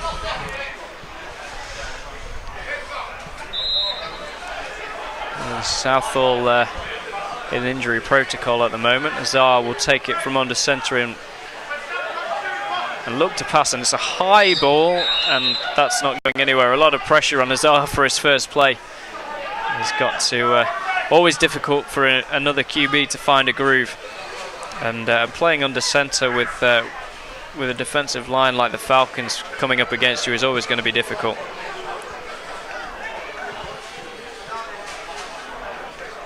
So we'll see what they can do this time. It looks like Azar's going to start in a pistol formation. It should give him a little bit more time in the pocket. Falcons sending 6. It's got a completion to number 84 for the Jets. Joe Blythe, nice little pickup there. Be happy to get his first completion of the season. Yeah, and that looked like there was close to an interception there as well. You can see the safeties coming down pretty quick on those balls, quite loosely coming out. See what Azar can do. See if they can pick up this this third down. Around about a 3rd and 11. Coming in from under centre again. And he is dropping back, looking for the ball, and that is into no man's land. Falcons thinking that ball's gone backwards, and Azar taking his first real hit of the season, and actually it looks a little bit shook up. That was Vladimir Maximov, and I played with him a few years ago, and he really can hit like a train. And that's just what you want from a defensive player. So 4th and long. Looks like Azar's still in. It looks like they're going to go for it on this play.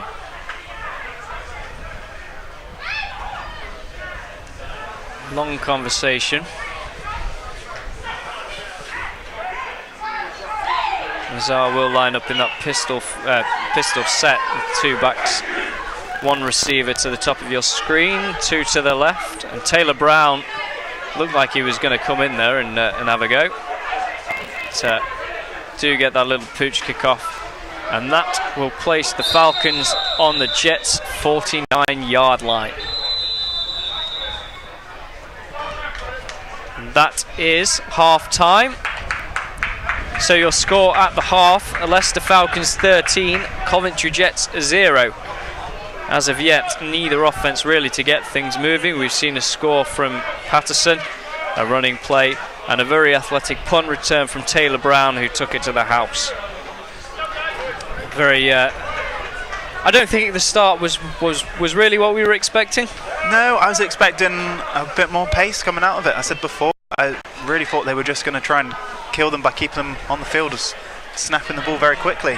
Both teams look a little slow, little lethargic, and the discipline really taking a factor for the Falcons. They've been in scoring position so many times. I think I made it 3 times that they were inside the Jets' 10 and ended up either punting the ball away or having to go for it on 4th.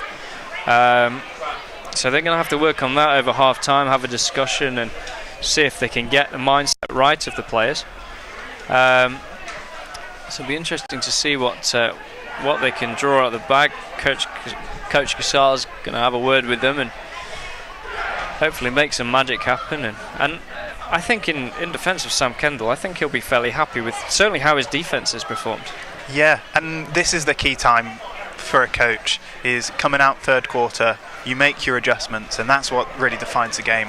A lot of experienced coaches, they want that 3rd quarter shut out. They want to get that first score in the 3rd quarter, because that means that your adjustments have been better than your opposite coach. Yeah, I mean, like I've said, Jets only allowing 1 offensive score for the Falcons. So I think they'll be very happy with how the defense has played. They've had a couple of turnovers as well. They've just got to get that offense clicking. They've had so many 3 and outs, and the real concern for the Jets is going to be that their defense is going to get pretty tired pretty quick, as they're just not having a chance to break. Obviously, earlier on, we got a score from the Doncaster-Shropshire game. Current score over there is the Shropshire Revolution 35, the Doncaster Mustangs 14. So Mustangs mustering something together for their offence then. So all eyes will be on this and to see how both teams compare or compete in the second half. So we leave you now for a couple minutes. The Leicester Falcons 13, Coventry Jets 0.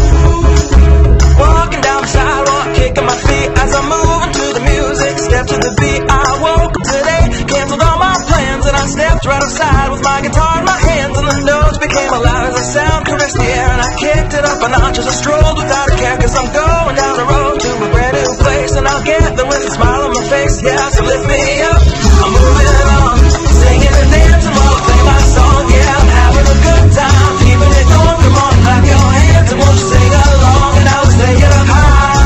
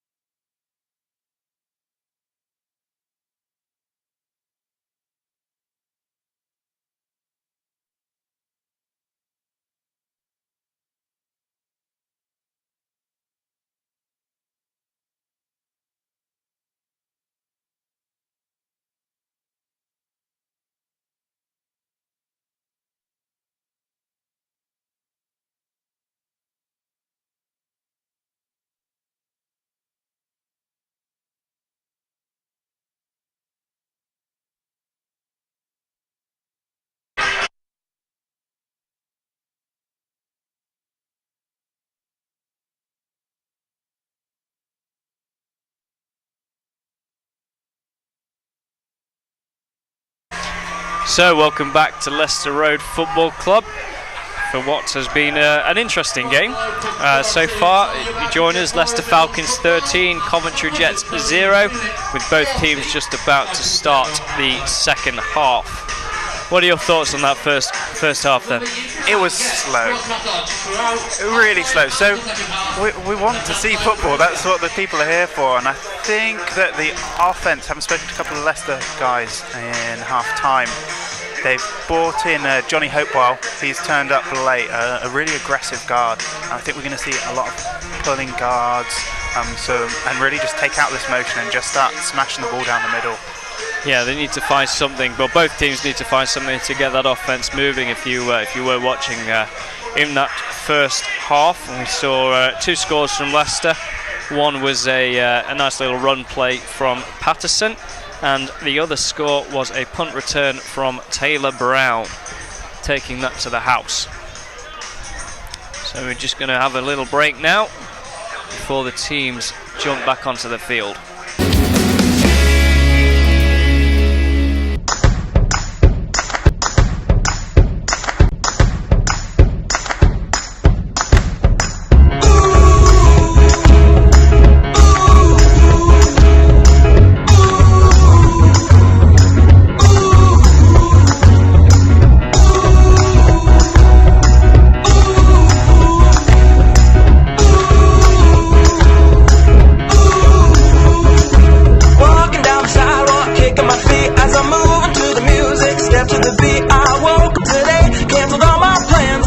Right outside with my guitar in my hands, and the notes became loud as the sound caressed the air, and I kicked it up a notch as I strolled without a care, cause I'm going down the road to a brand new place, and I'll get there with a smile on my face. Yeah, so lift me up, I'm moving on, singing and dancing while I play my song. Yeah, I'm having a good time, keeping it going. Come on, clap your hands and won't you sing along, and I'll say it up high.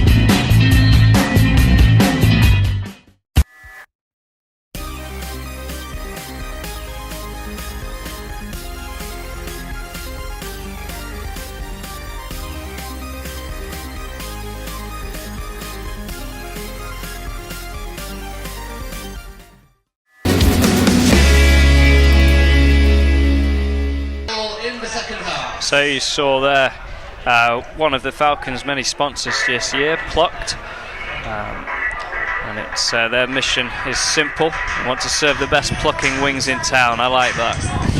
So you joined us. The Jets just about to come onto the field. The Falcons already set. For those of you watching in the Falcons' other sponsored bar walkabouts, we hope you're enjoying what you've seen so far. Something different to show on the big screen. Yeah, and we've seemed to have been greeted by some sunshine in the second half. Yeah, nice to see some of that. We've had plenty of it this week. I was a little disappointed when we got down here that it looked like possible rain. So the skies are starting to clear a little. So we'll see if that can hold out. And it's a really good turnout in the stands here. One of the best I've seen. Yeah, the Falcons again, really driving or trying to drive the British game from that standpoint forward. They tend to have some of the better game day crowds that we get the opportunity to see, which is nice. And it's only the first game of their season, so I'm sure they'll do a bit more advertising to push for future games. So it'll be number 2 for the Jets. Elliot Strong looking to kick this first ball of the second half.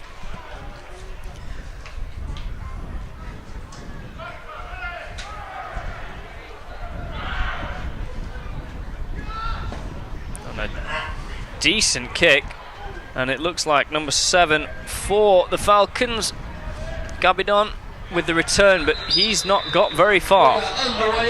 So Falcons will start on their own 15-yard line,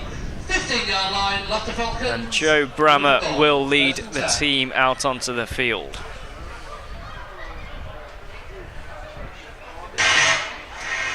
So it looks like we've got that big running back Francis, who will be lining up in the backfield, as well as the even bigger running back, Mr. Gumps. And Leicester were without 2 of their main weapons from last year. So Tolu, who's got a score last week, plays for Derby, but also their star running back Nat Eves, who was their offensive MVP. So when these guys are all together, this is a really dangerous backfield. And they've had, from what we've seen, they've got 3-4 good guys, even without Eves, and here's one of them. Oh, and another hurdle, and Francis is going to get the first and a couple more. And I wonder whether we ought to have a hurdle count, because that's 2. Yeah, it's impressive athletics. I'm not sure I can jump that high. You look at him and he looks more of a... He doesn't look like he should be able to do that. He's a big, powerful man, but he does it almost instinctively.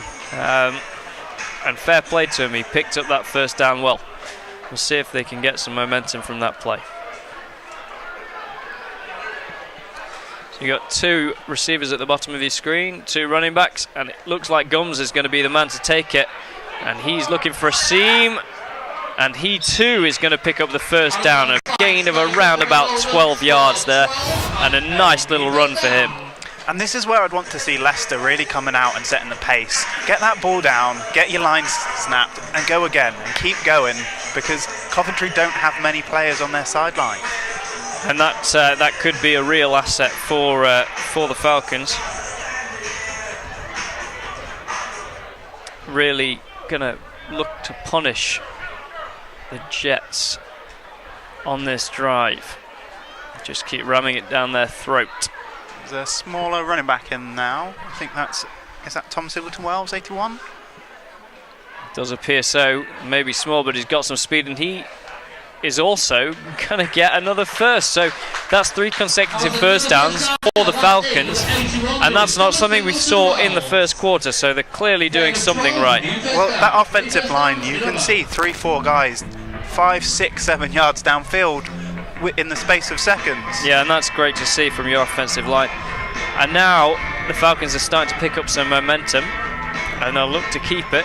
They're just trying to play simple football now. They're moving away from the pass. They know they can run it. They've got some good running backs to run it. So we'll see what they can do here. It looks like it's going to be Gums and Patterson lined up in the backfield this time.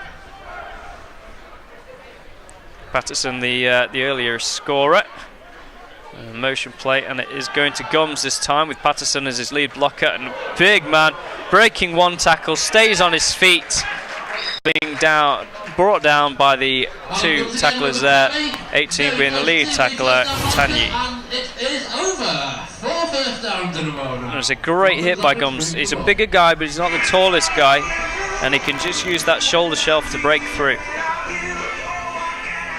So they've racked up 50 yards rushing in 4 plays. And that's something that we didn't really see in that first half. And by this point, they'd be 35 yards backwards with penalties. And so far, the offensive line looks to be staying fairly disciplined. Another motion play. It's going to be a handoff to Patterson, but it's bobbled in the backfield. And I think Coventry may have it.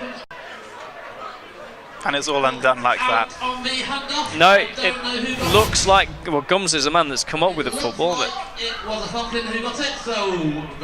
yeah, and the Falcons have maintained the football, and that's been one of the issues we've seen from the Falcons, that backfield dance, as it were, between the quarterbacks and the running backs, and they're just shy of the handoff, having to stretch in, and it's just bobbled off Patterson's side.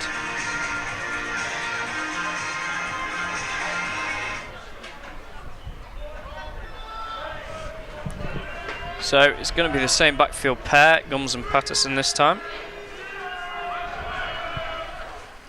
It's going to be Gums with the take, and he is a tough little runner. And it's a nice pick up there. I say little runner, he's not really a little runner, is he? He's not the tallest, but he is a big, big boy. And it just makes him harder to tackle. They say in football the lowest man wins, and he's pretty low. Low and round, but beneficial so far for the Falcons. And he's had a good game so far. Gums and Patterson will be the pair that remain in. It's going to be third and around about 4 yards for the Falcons. Got motion play once again. Patterson the lead man. This time the handoff is clean. He's going to get a nice pick up, and he's going to go out of bounds at around about the Jets' 6-yard line. It looks like there's a flag on the play. This one may be coming back. We'll see what they call on this occasion.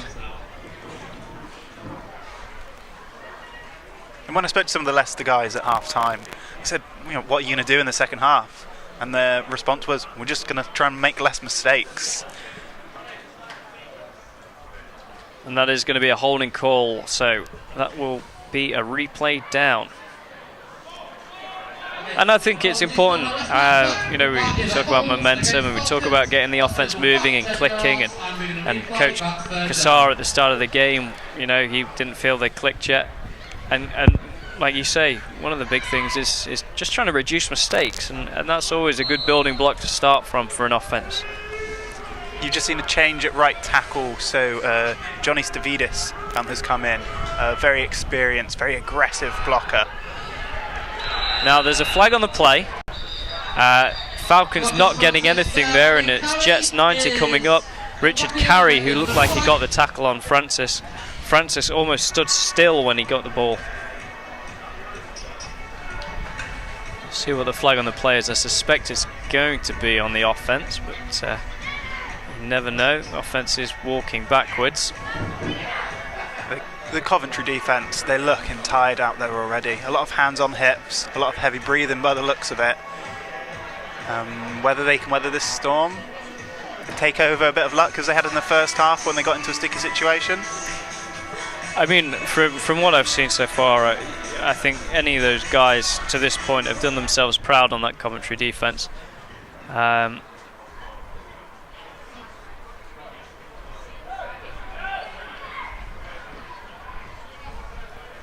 Again, apologise there for the Mike's ref. Has been declined, so it's going to be fourth and around about 6 or 7 yards.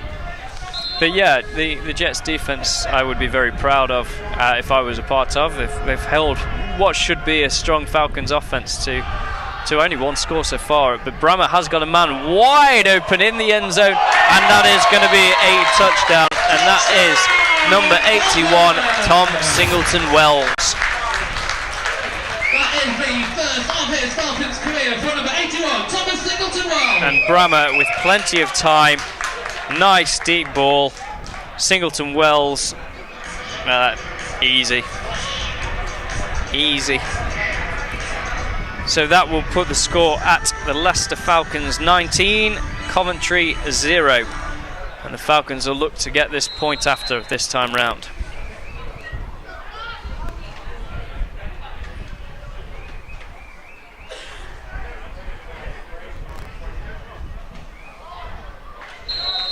So, your score into the third quarter is Leicester Falcons 20, Coventry Jets 0.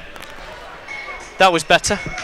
Yeah, they came out, they ran the ball, they did what they said they were going to do, and they limited the mistakes that they made. I think on that pass play, it shows how strong that offensive line is. There was one defensive player in the backfield, everyone else was held up at the line. Yeah, Brammer absolutely had plenty of time there. He could have made a cup of tea. So, we'll see what the Jets can bring out, see if they've got their offense working. Adam Gums, one of the key guys on that drive. Some nice lead blocking and some nice running by himself as well. Brammer making that final pass. There's a nice deep ball as well. 28 through Woden 0 in the third quarter. So it looks like Strong is back returning alongside Davidson for the Jets.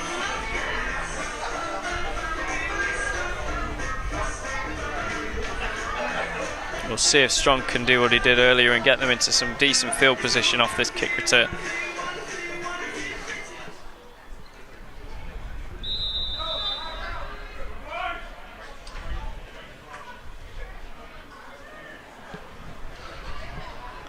Having a little bit of an issue with that kicking tee, as is often the case when the wind picks up.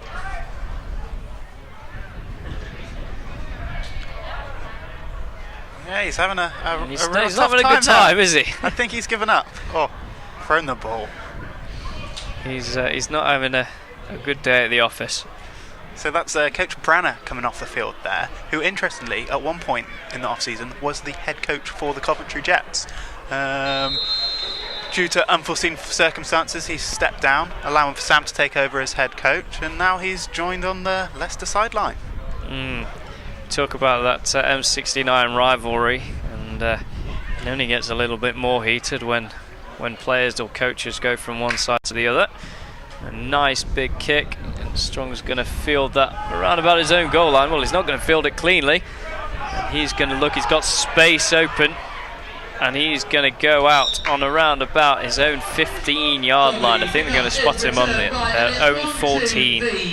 So not a wonderful place to start for the Jets. See if they can get that offense moving. Earlier on in the game, they managed to get a couple of first downs. See if they can get that outside run going. And we'll see if Southall has returned or whether we've still got Azar in at quarterback. It does look actually that it's still Daniel Azar in at quarterback. He's going to look to hand off, and really, and that's going to be a face mask penalty, so they're going to get 15 yards anyway. Number 82 there, Bami Ulapona with the run, but nowhere to go. It's going to be a face mask penalty anyway.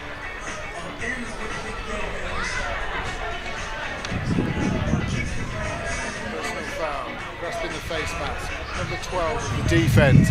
15 yards from the end of the run. Automatic first down. And that was an obvious face mask penalty as well.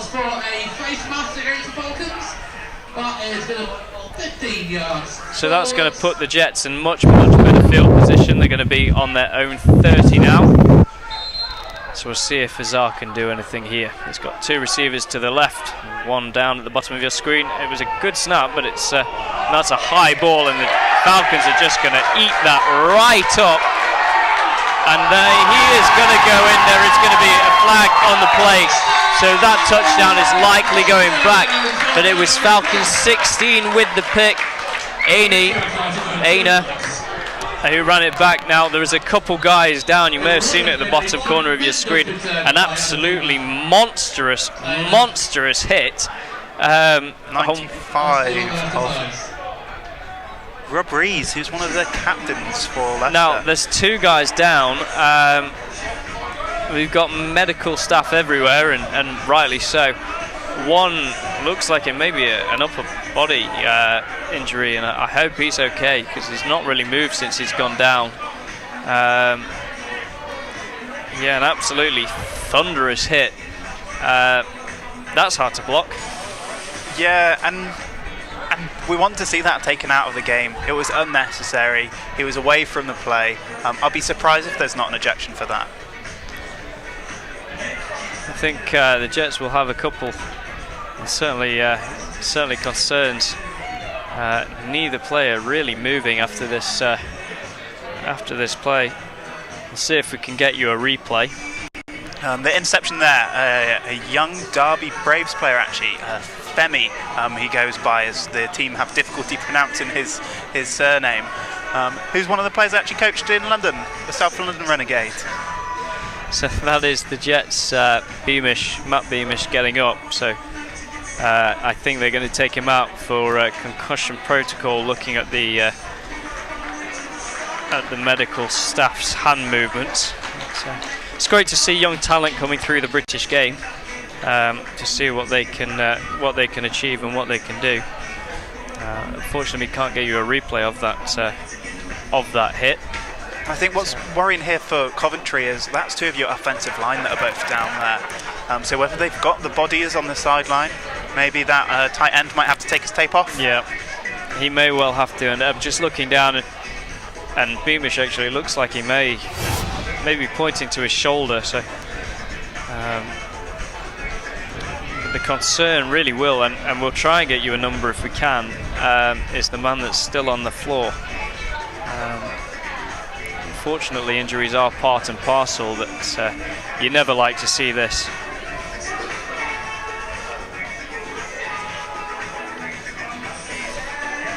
So current standings in this conference at the moment is both Shropshire and Leicester Falcons on 1-0, and the Caesars on 0-1, alongside the Sunwell Steelers. So if both these scorelines stand, Leicester will take another victory. I know we've got a long way to go yet, as Shropshire are still up against the Mustangs. 42-14 in the third quarter. So at the end of this game, as it currently stands, it would look to put Leicester 2-0, and the Shropshire Revolution 2-0 as well. Looks like we've managed to get a player number. If you caught that in your eye, Grant? I think that's Mickey Bell, 78. So, we'll see if they can get him up, or at least give him some good news, because you're always concerned when a player hasn't moved for this length of time. And it'll be interesting to see how Coventry come out of this, because when you have a long delay like this after an injury, one of two things is going to happen. Your head will go down and you give up, or you use it and you fight. And knowing the history between these two clubs, I expect them to come out and fight it. Yeah, absolutely. And we know that Coventry, certainly in the past, they've had a formidable programme. They've won plenty of titles to claim for their own, and they're only 2 years removed from the Premiership, and some of those players and coaches will still be around the club, and they'll look to rise with pride. So it'd be nice to see what they can do, and so far certainly the defence defence really holding their own against an incredible Falcons team. And so we've just had a couple of tweets come in, and one there, watching my daddy play today, number 78, which is Mickey Bell, who is currently the man down, which is, of course, we wish him the best. Hopefully they can give him some good news. UK Niner, that would be former co-commentator. He's unfortunately been banned from the programme this week. He's watching the game at home. And have you enjoyed being taking his spotlight? I don't mind. He's a nice guy. He can host. So he can host. That's about all he can do. But no, Matt, we wish you well. Of course we do. So of course, get involved with the show. If you are watching, hashtag #LiveCov. Whilst we've got papers flying everywhere as the wind picks up. So, the Leicester Falcons again bring this broadcast with their sponsors, Walkabouts, which we hope, if you are watching down there, you're enjoying the game so far. The Carrington Arms, of course, who have been around the Falcons for a couple of years. Plucked. And I love this line, I really do. Here at Plucked, our mission is simple. We want to serve you the best plucking wings in town. I'm gonna mess that up one day. Yeah, I mean that's asking for trouble, but I like that. And if you are in the area and you do fancy some plucking chicken, I'd very much urge you to get down there. I did hear a rumour that there was going to be wings at the game. I've yet to see anyone with a plate of wings. I see burgers, beers. It's a really good offering, to be fair. So, whilst we have got this injury timeout, this injury break, we are going to drop in some adverts here. So, you will rejoin us in a couple of minutes where hopefully we've got things going again.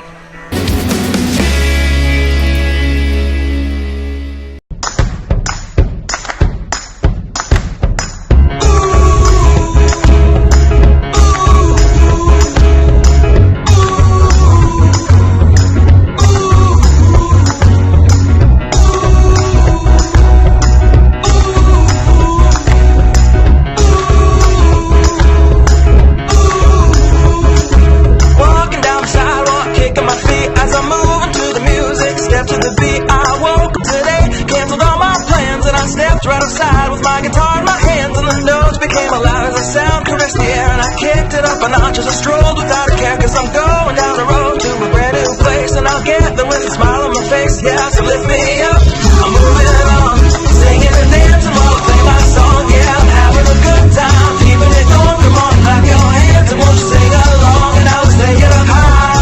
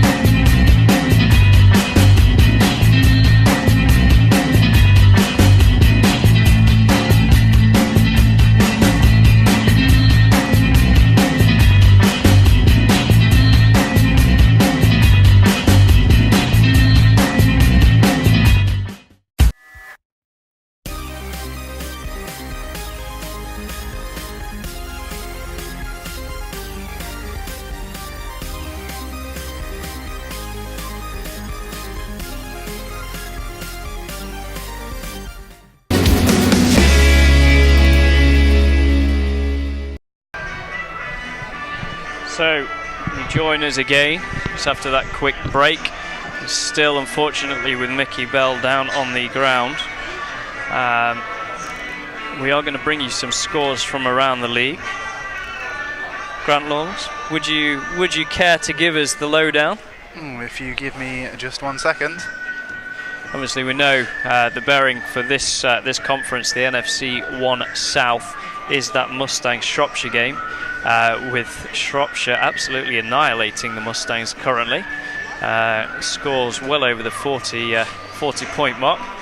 What else have we got going on around that league? So there's a lot of big scores knocking around. So in the Premiership North, Manchester Titans, who went undefeated last year, are hosting national champions Tamworth Phoenix, losing 60-0. Wow, and that's a surprise, I think, because Titans certainly were forced to be reckoned with last year, but arguably one of the better organisations in terms of what they do, and I think they'll be disappointed to have a scoreline like that at the moment. Yeah, I think coming into the season they thought they'd be able to hold their own.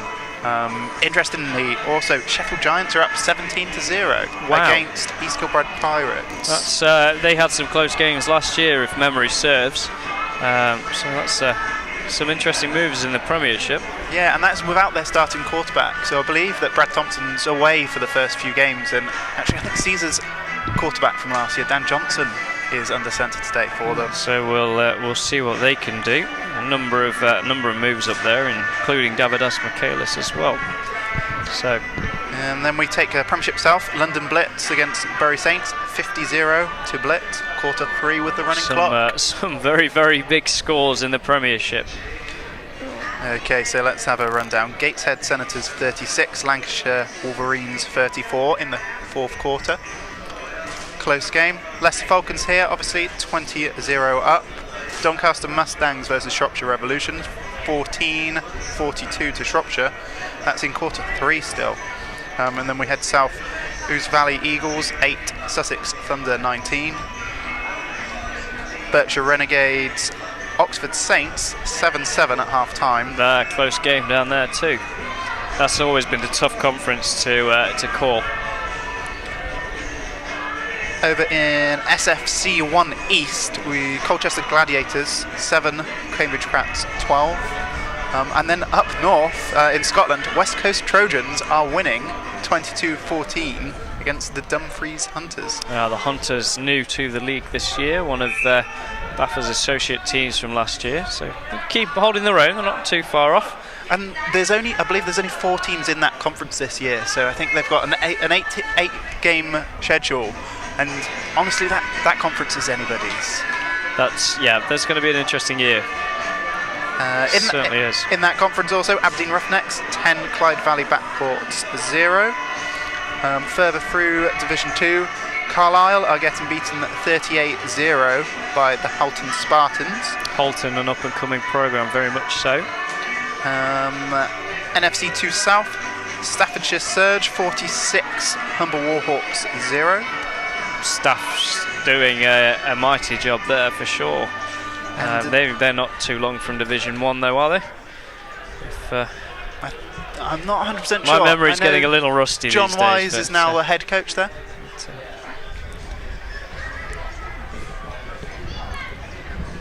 Yeah, so we've got a number of scores from around the league and a few surprises. I think that Manchester one in particular is... I thought Manchester were going to cope a little better. I really do, but I suppose Tamworth's professionalism and what they do as a club, what they achieve is incredible. Yeah, and with them playing in Europe this year, it's they've been able to recruit a few really good players. So I know they've taken quite a few from Coventry, all over the league. People are being drawn to it because people want to play in Europe. They want to do something special. Yeah, I mean they really are a Midlands powerhouse, and really a structure to work around. They've got a youth program. I know they're working on a junior program as well. We talk about Manchester. I know they're getting really a baptism of fire today, but they've just formed a 3rd youth program, which is incredible. And I know they've got a working relationship with rather a large college in the Manchester area. But to see these programs coming through now, and those players from youth to junior to senior levels are going to really impact the game moving forward. Obviously the Falcons well linked with both the Lions, the university team, and the Nottingham University team as well, with Jason Scott being head coach at both programs. And Jason Scott, I mean, Martin Hilton took the lead last year and they went undefeated again in the regular season, and finally crossed that line and got the monkey off the back, taking out both London teams on the way. But Jason Scott, I mean, he's doing something right, is he? Yeah, and then he went to the University of Nottingham and he's done the same thing. He's unbeaten season, steamrolled pretty much everyone that was in their way. And I know the Nottingham Trent side were probably the only ones close to doing anything, but the difference in quality where they have these American scholars now is really unreal. Yeah, I mean, Nottingham really picking apart the Bullets, and in that Division 1 final, I think the final score was 43-0, really showing a dominant skill. And speaking to some university coaches from both northern and southern teams, Nottingham are possibly the team to look out for next year. Yeah, I think you're right.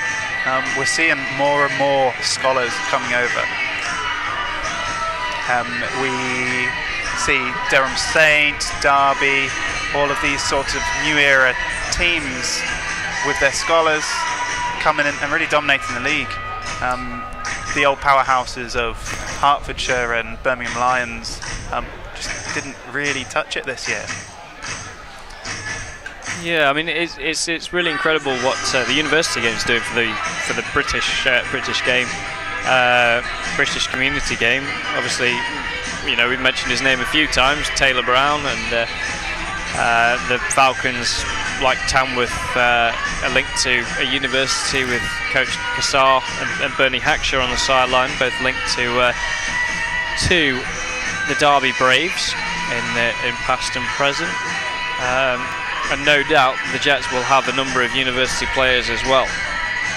And you see more of a swing of senior football getting involved with the university now, because it seems like it's a loophole where they can bring in these American imports within the rules of the game? Yeah, absolutely. I think it's a huge benefit. I know there's issues occasionally with Americans that come over and feel like we can do anything because we're American. And sometimes it has a negative impact, but I know we spoke earlier, and I'll name his name again. Taylor Brown, from players that I know that have played alongside him, he said all he's done is taken me under his wing and really helped me progress my game. He's fairly humble and he does what he does. Yeah, and having spoken to some of the coaches on the Leicester sideline, is that what he brings apart from just being an absolute baller is he brings his professionalism. He brings up the people around him. So that is number 78 for the Jets being taken off, Mickey Bell, and we wish him all the best for the future, and hopefully it will be a speedy recovery and it isn't anything too severe. He is in the very capable hands of the medical staff here today, and boy are we glad to have them down. So when we go back to the game, it's going to be first down, probably about the 40. Looks so. So we'll see what happens here. So we've got another quick break. One of the Falcons' biggest sponsors this year, and I think one of the key sponsors for to get on board this year, has really pushed forward, and you see today's broadcast is brought to you in association with ourselves at Onside Productions, EHL, which is Edwards Hans Lewis, and that's a commercial law firm, and they do a wonderful job for companies around the city of Leicester. They aim to provide value for money with a commitment to good, clear and concise advice. EHL take the time to ensure that their advice and assistance matches your goals. Unlike many professional service organisations, brevity and helpfulness are watchwords. And that's great to have in a lawyer, isn't it? Yeah, I mean, Leicester generally do things all above board. I can't see them needing one. No. So today's broadcast is brought to you in partnership with EHL, and we thank those guys over there for allowing us the opportunity to work with them. I think it's probably worth noting that Leicester were without two of their best wide receivers today. So Kieran Watts, who was outstanding last year and again in the Premiership for the university game, but also Jack Verling. So these guys both played in the university championships. They've built a good rapport with each other. Either side of the field, they're really dangerous. So they're coming out here with probably their backup receivers. Yeah, absolutely. I mean, Watts, another American, but very much so a talented guy, and much like Brown, is willing to take people under his wing. And if I recall from obviously we had the opportunity to do the Bucks finals, and I seem to recall he has a crush on one Emma Watson, and who doesn't? He's got a good taste. No, he really is a talent when you see him moving around. But you look around, and Priest has stepped up today. He's really been a target man, and Gabardin's caught a couple of receptions, so he'll be happy so far. And of course, our man who scored our third touchdown, should I say, number 81, Tom Singleton-Wells. So players are out on the field. And of course, as you join us, the Falcons have the ball after an interception return. Very wide field here. If you look at the top of the screen there, the wide receivers split quite wide. That is Singleton-Wells. Run right.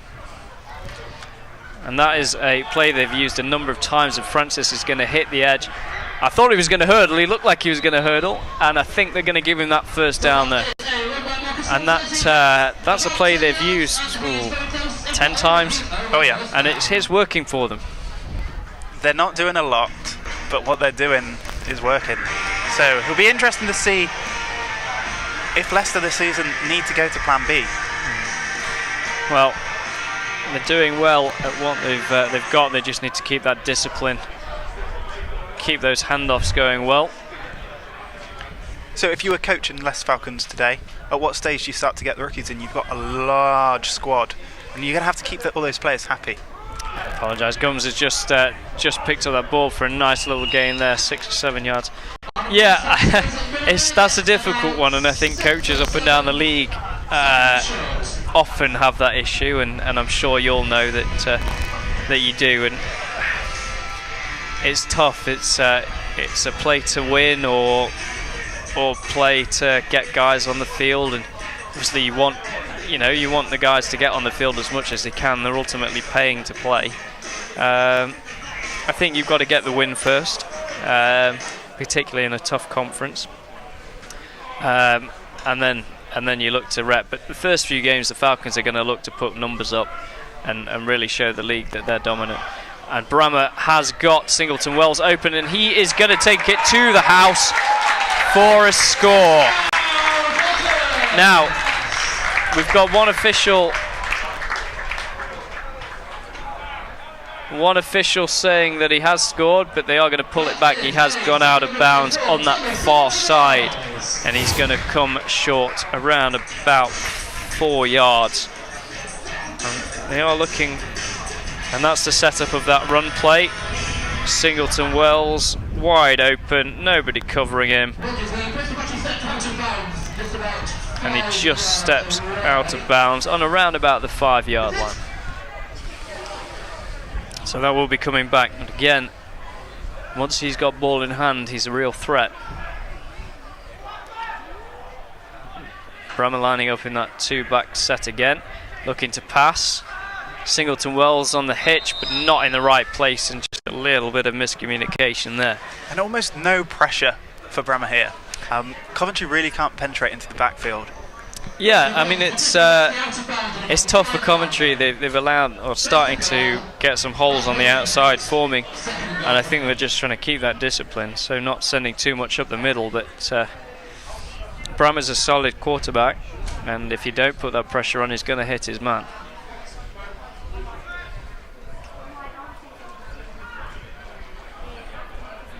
So 2 to the top of your screen there, 1 to the bottom in that pistol formation, and it'll be Singleton Wells motioning across, and Brammer looking to pass. He's got Wells open one side. Brammer's going to look to scramble, I think. No, he's got a man looking for Falcons 87 there, and that's Rob Lambert, who was a targeted receiver. Do you think he could have run that in then? I really think he could. There was no pressure on him. And you just look here, and a nice big gap, nothing really to the right hand side. I think he could have picked up a couple yards if he didn't make it into the end zone. So that is going to bring up 3rd and goal for the Falcons. We'll see if they can punch something in here. And going back to that single back set. And that's going to be Francis, who is going to waltz over the waltz over. I mean, there's nothing else to say.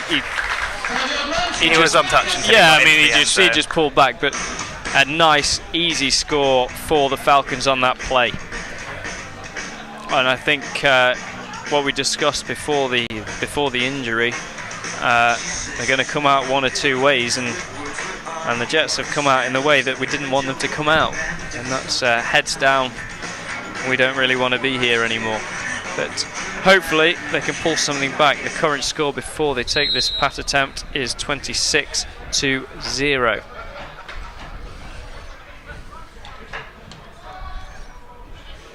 And that is good. So that's going to put Leicester Falcons 27, Coventry 0.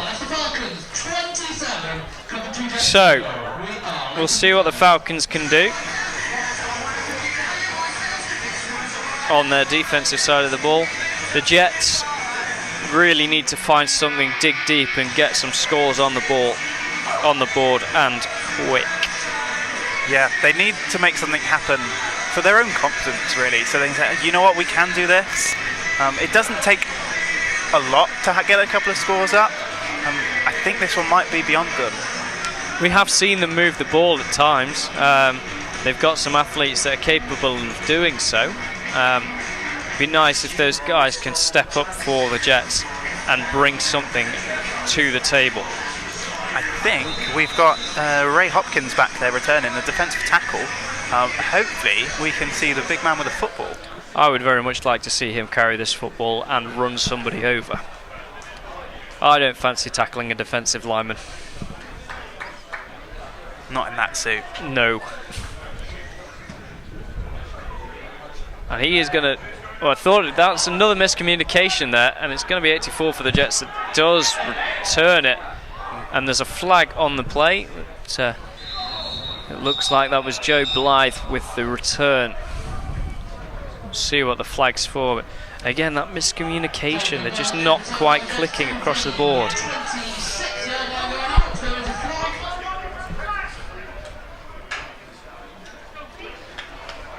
So Leicester seem to have made a little bit of rotation on the defensive line. See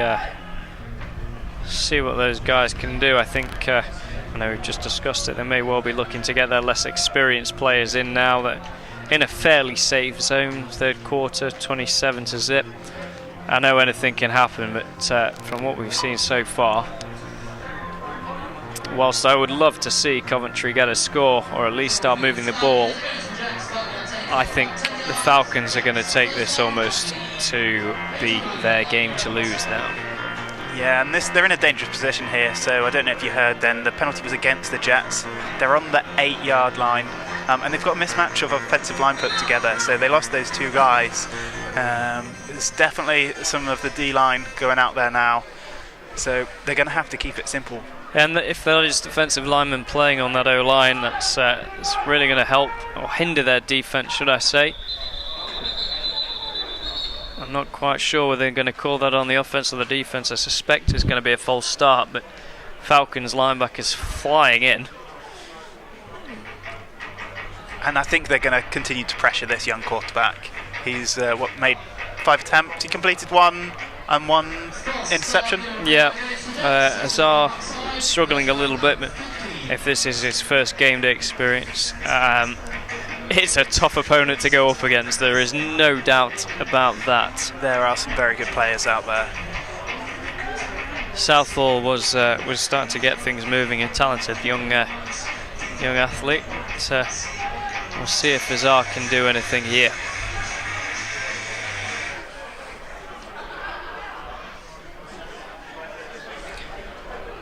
So it's going to put the Falcons, the Jets, on first and around about 15. Well to recover from the snap there. And that is going to be a pickup of a couple.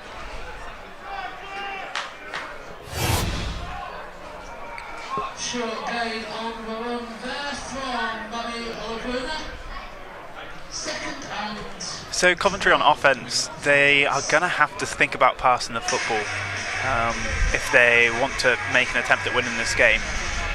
If we continue to see them running, and I think that's their coach is saying, you know what, we give up. We just want to limit this as low as possible.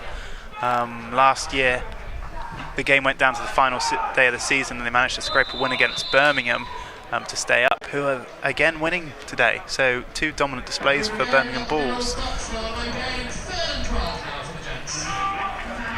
So the Jets not really doing anything here, and the Caesars at the Falcons interior. Reading game scores, the Falcons interior really stepping up and stuffing that run game. So we've got number 22 at right tackle there. Looks very uncomfortable moving around. I'd be surprised if he doesn't pick up a flag soon. Yeah, and they are targeting that, and that is going to be Taylor Brown. Pick 6, easy score. He actually flew in too quick. He actually mistimed the football completely. And you see how quickly he reads the game. And he has to take a step back to get to that ball, but he does well. And that is another score. And that will put the Falcons in a very, very comfortable position. And Brown will be happy to get that score on the board. And that's his second score of the game. First one being a punt return, second one pick 6. Which I think he got one last week, which I think I read somewhere was his first ever pick 6. That's a little bit of a surprise, that is. And that will put us at Leicester Falcons 34, Coventry 0. And again, this broadcast is brought to you with EHL commercial law. Whether it's from selling or buying a business, negotiating a commercial lease, advising on intellectual property rights, or resolving a commercial dispute, at EHL Commercial, they can assist your every need.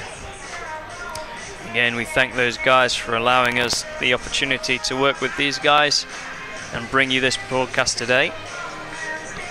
So I was mistaken with the pick 6. He got 8 interceptions last year, and one of those was a pick 6, and that was his first in football. He is a talented player, that's for sure. And you see how quick he hammers down when he reads where that ball's going.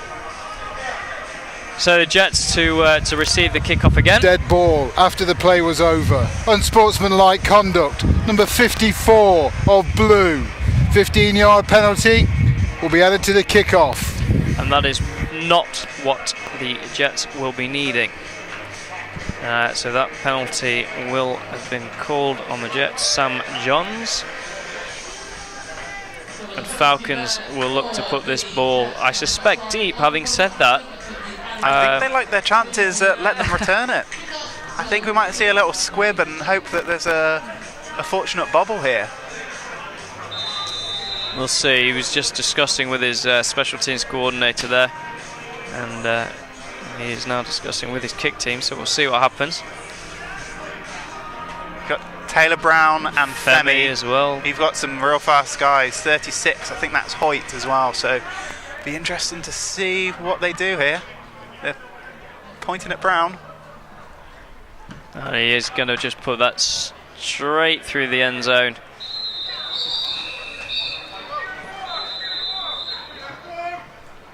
And that will put the Jets on the 20-yard line.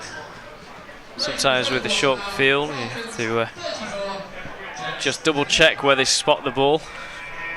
But it will be on the 20-yard line. So the Jets get another opportunity here.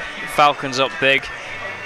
Falcons will be looking to keep that nice big O on that board for the Jets scoreline.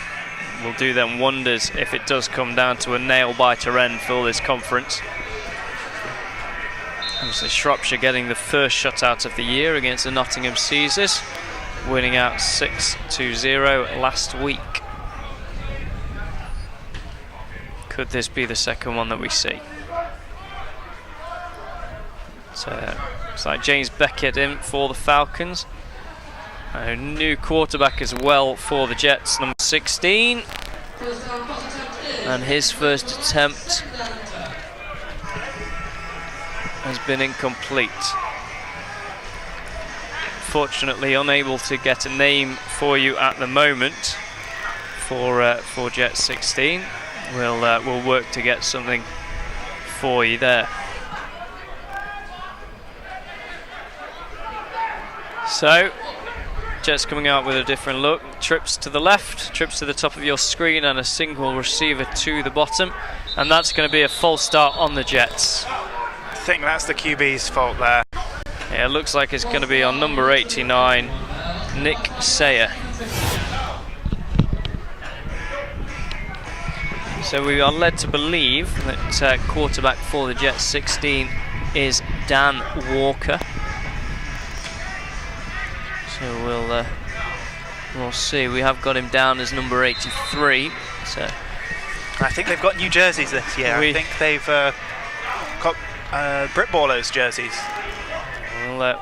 We'll trust our sources that it is Dan Walker. So we've got trips to the right this time and a single receiver to the left, and he is dropping back to pass with pressure under, and he has got it away. And he won't take the sack. Nice pressure coming through from the Falcons. And it looked like number 47 with the QB pressure. And that would be linebacker Austin Pantling. And I think what we're going to see now is more and more pressure from that going onto the right side of the offensive line. 22, who is a defensive back in at right tackle, looks very uncomfortable.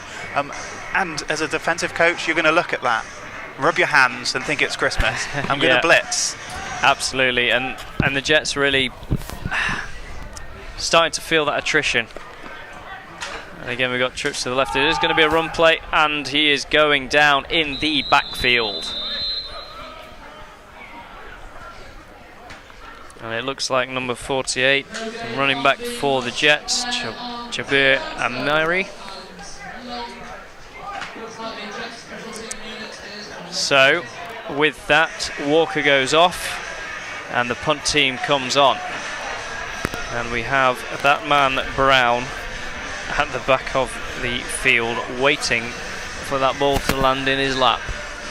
Dominic Olney also back there. We'll see if either of these guys can do what they need to do to get the Falcons offense into even better field position. And that is blocked. A little. The Falcons do eventually recover that ball, and it's going to put them in a very, very good spot on the Jets' own 28-yard line.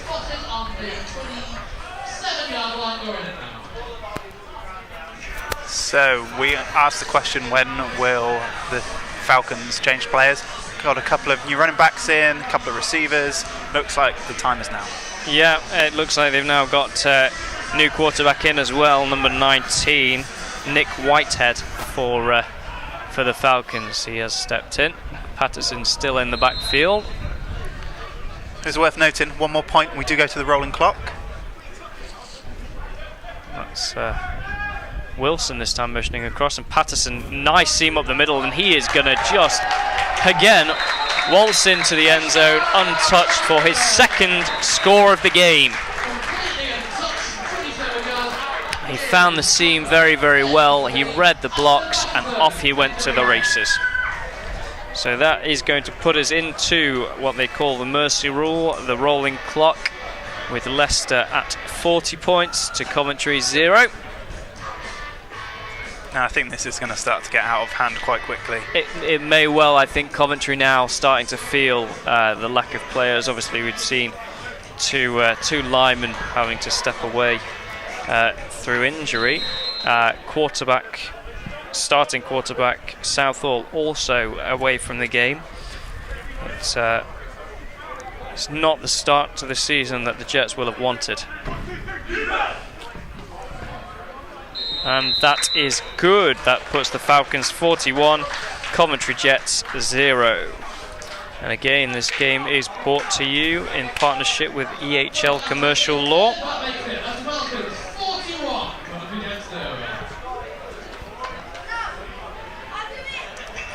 So it does very much seem to be 3 and out, we go score, 3 and out, we go score. And I think what's going to make this worse for Coventry is Leicester are now bringing fresh guys on. So Coventry are tired, and now they've got these guys that haven't seen the field yet coming on with their fresh legs. And it won't be the dream start that they will have wanted.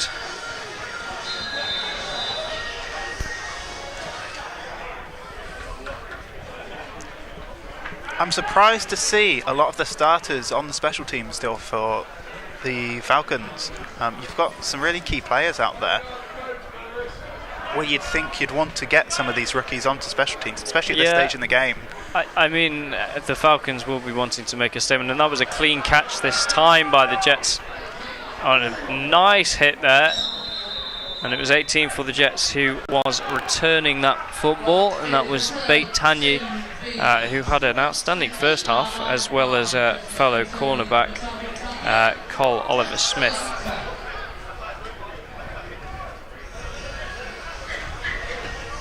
So while the teams take that player, the field.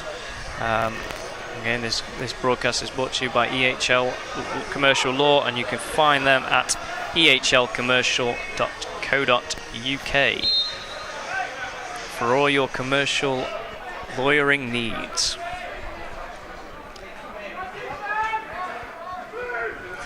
So the Jets come out 2 left, 2 right, and Walker looking deep on the first attempt, and it's a lofting ball looking for number 89 of the Jets, Nick Sayer, and well covered up by Falcons number 30, Matt Thomas.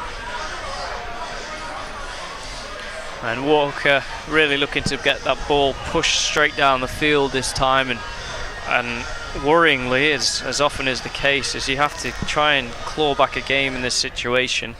It only adds to the struggle of moving that offense, and it does look like that is the end of your third quarter, and the score is Leicester Falcons 41, Coventry 0.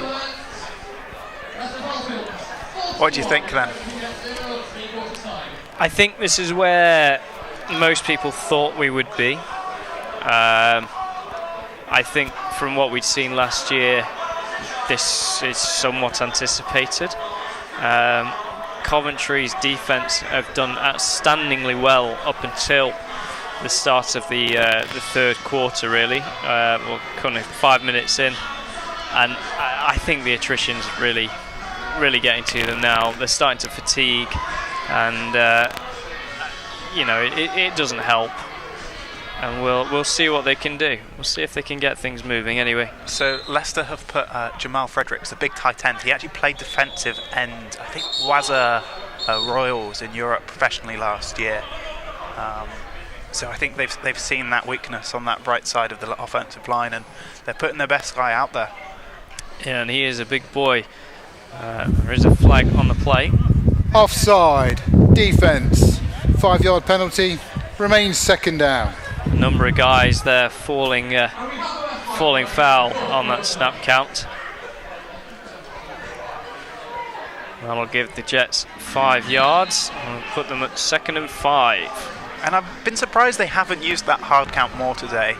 With such an aggressive defensive line, to just give yourself that split second, it's such a powerful tool that it's often underused. Does look like the and that is a nice little run up the middle and picking up a couple of yards and starting to move the football a little bit, and that was Freddie Davidson picking up 4 yards. The tackle there was James Beckett. I think now Coventry Jets will just be looking to get that ball moving and kind of see what they can do in preparation for that next game. 41's a lot of points to try and come back from. And I think they'll be happy that Taylor Brown's off the field now. Yeah, absolutely. And that looked like Fredericks again. I think they're going to give that as a penalty on the defence.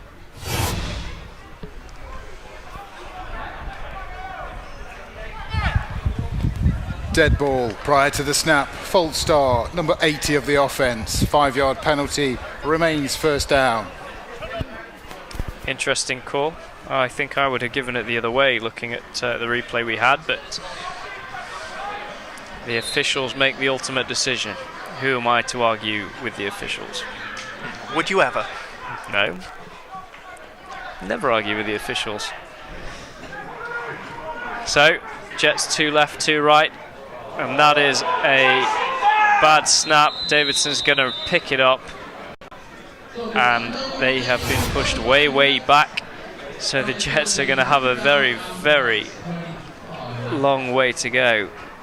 So it'll be 2nd and around about. Oh, he just keeps walking back, doesn't he? 2nd and 20.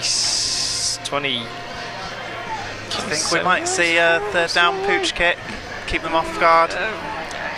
Because you don't really want them to return the ball, not with this field. Yeah, it's quite a way. Jets 2 left, 2 right.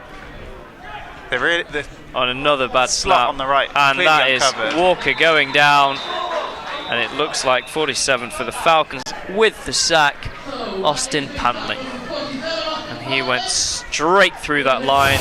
The snap was bad. Walker never stood a chance, and down he goes. and that is going to put them in a real backs up situation, just a couple of yards away from their end zone. They have a very long way to go. 3rd and 40? It's a long way to go. I think you'd struggle to get there even with an airfare. So again, Jets 2 left, 2 right, and not really going anywhere. The Falcons' interior defense stuffing that run. See, and running on 3rd down there, it just makes no sense to me. If that's what you're going to do, just punt it there. Because now you've got Taylor Brown's come back on, you've got Dom Holney returning the football, and you've got a tired squad. They don't want to be running downfield. Not chasing these guys, certainly not. I've got a feeling that this might get blocked. Well, we've had some bad snaps, and you hope that they can get it out, and you hope they can give their defense the opportunity to stop the Falcons' offense. Interesting, they've only got 2. And that is a bad snap. It's going to be a penalty, I would think, on the offense. So it's a numbers count with the officials doing it. It looks like too many men on the field. There was a player running on last minute, so they only had 2 men in the shield, and traditionally you'd have 3 on that second row of the punt there to give the protection. So there was a guy running onto the field, and I think he was on the Leicester sideline when he had the ball snapped. So that penalty will be half distance to the goal line, which puts them in even more danger.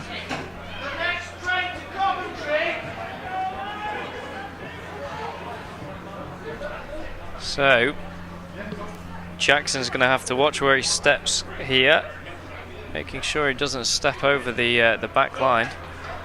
So interestingly, last week Samoa were in this position, and they took an intentional safety to try and get better field position. And Brown is going to return that. And he's just toying. He's made some easy yards there, and he was toying. And these guys for the Jets are looking ever so tired now. The Falcons are going to come on around about the Jets' 12 or 13 yard line, looking at the spot.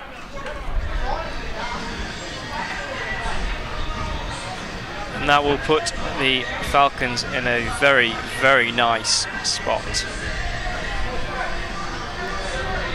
So I believe we've got new QB in, number 26, Ted Watts. So Whitehead not getting more than a drive. Having said that, it was a scoring drive, so he handed it off, score a touchdown. So we'll see what the Jets can do.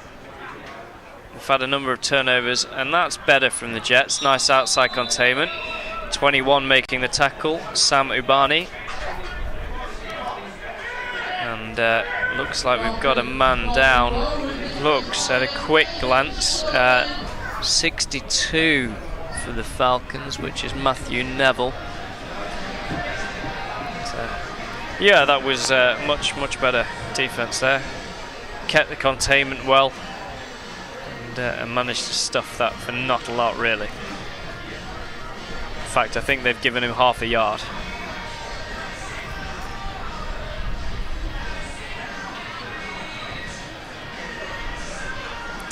You look around down on the sideline, and you look at the Jets over there, and they've got one big group, and well, it's not that big a group, and sadly with the British game you often find that teams are very much like this. You look down on the Falcons sideline, and they've got guys spread out everywhere. I know a number of, as you said earlier, the Mustangs were struggling for numbers. It never helps, not in a long game. Particularly when the sun comes out. So we've got full-time score from that Shropshire Revolution versus Doncaster Mustangs, and that's 56-20. That's a monster score. Having said that, Mustangs getting points on the board. So Caesars will be wary of that, as they couldn't muster a single score against the Revs. And we're back here next week, aren't we? Well, you are. We are. Hopefully the sun is shining next week. For a Falcons Caesars fixture. So that will another local rivalry. I suppose that one would be the M1 rivalry. Another local rivalry. So we'll see how that does, and that was 62. He was now coming off Matthew Neville. And he's a real key part of this offensive line. I believe that is your centre. He was really dominant last year. He was out for a couple of games, and that was the game that Sandwell took from them. He is hobbling around a bit. It looks like possibly a knee injury. But, have got a new centre in, 54, which looks to be Simon Taylor. Oh, and that was really nice in the backfield. That was really well played. It was 81 that actually took the ball in, so that was Tom Singleton-Wells for his second TD of the game. And you look here, if we get the opportunity for the replay, which I'm not quite sure if that's working for us, but the fake handoff to the left was absolutely beautiful, and the quarterback manages to get it back into his right hand and hand it off. And Tom Watts, all credit to you. It really sold the defence there. And that's what they've been trying all day. And I think Brammer struggled a little bit with that, with the handwork. Yep. So he did have a few fumbles, and it looks like that's what they were trying to do. It's something they did really well last year. So we've got the flag on field.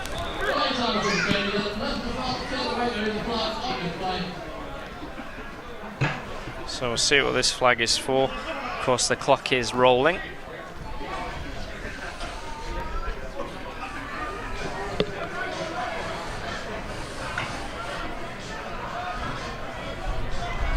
We'll see what the officials call. They may yet wave it off. So Jets are going to have that big D lineman in the backfield returning the ball. Very much keen to see what he can do.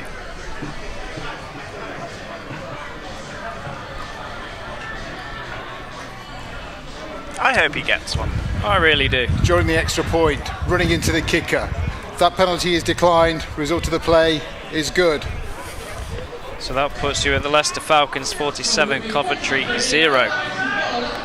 So currently, if this game is to stand, and quite honestly I can't see how Coventry are going to turn this one round, it will be both Shropshire and Leicester with a 2-0 start to their seasons, the Leicester Falcons and the Shropshire Revolution, and the Coventry Jets join a cluster of 4 teams with an 0-1 start, the Doncaster Mustangs, themselves of course the Coventry Jets, the Nottingham Caesars and the Sandwell Steelers. And that kick is aiming towards the sideline, and that is going out of bounds, so that will be a penalty on the kicker. I think they'll take that. I think that's the 35 now? I think they will. It always astounds me, this field is 53 yards wide, that a kicker can't keep the ball in bounds. I'm afraid I couldn't comment. I've hit a kick-off out of bounds. It's easier done than you think. No, it's not. 50. If you can hit that ball through a goalpost. Well, that was the problem. I couldn't do that either. Oh well, there you go. Illegal procedure on the kicking team. Free kick, untouched, out of bounds. Coventry have elected a 30-yard penalty and will take the ball at their own 30. First down. So being on that shortened field, it will put them on their own 30. So we've got new D-tackling, Pharaoh Dunn. I believe that he's a real raw rookie, but from what I've heard is quite the animal.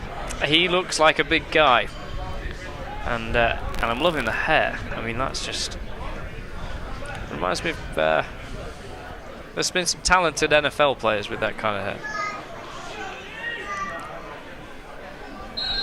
We'll see what he can bring. Oh, and he's got a quick start as well. And Walker's looking deep, and nobody there. He looked like he was looking for 59, which is Sayer. And yeah, I mean, he came off the line quick. You would not like to be stood in his path. Pharaoh Dunn. So we'll see what they can do this time round. They are looking to take chunks away at a time. And as we've already mentioned, often that is asking for trouble. and Walker was way behind Sayer with that pass. Coventry twins to the right, so at the top of your screen, split back in the middle, and one to your left, and he is being flushed out by Fredericks. He has got the ball off, and it has gone out of bounds, looking for Sayer again by the looks of it. But Leicester Falcons had that well covered up, staying disciplined.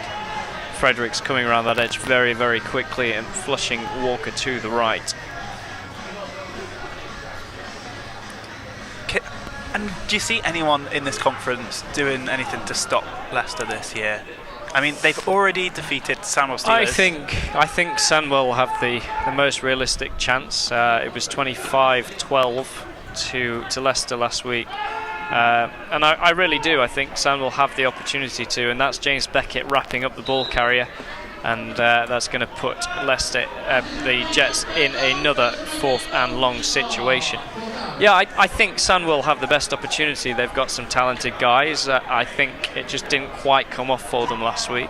Maxwell Petterjohn taking over as head coach, a talented young coach. He's been with the Birmingham Lions programme for a long time now. Tristan Varney, arguably one of the best quarterbacks in the country, is now back playing kitted football. So he'll be a man to watch this year. He's got some talent, and with that, they've got Jones Cross, of course, in the backfield. And we've seen the switch from Callum Davidson, who was the quarterback last year, has made the switch to wide receiver, and he really linked up well. Brown is looking to take that, and Strong is coming round for it, but he is. Well, nobody really wants to touch him, and he's gone. There's going to be a penalty on the play, and I would anticipate that's coming back. 73 looked like he got out of the way there. Yeah, we'll watch this replay here, but Brown just... Where is everyone? Why is no one touching me? There is a late penalty, but he's having a good day. Brammer's going back out. They want this 50 score. We'll see what the flag's for. I suspect it's going to be a block in the back or a hold. But yeah, Callum Davidson out at receiver. During the return, illegal use of hands in the back. Number 16 of the return team. 10-yard penalty from the spot of the foul. First down, Leicester. So that will be another score for Leicester that's been pulled up back for ill discipline, and really that was unnecessary, as he'd already gone by the time that block was made. Yeah, you know, Sandwell, they've got some real key guys. They've got some new guys in. A lot of changes with the coaching staff.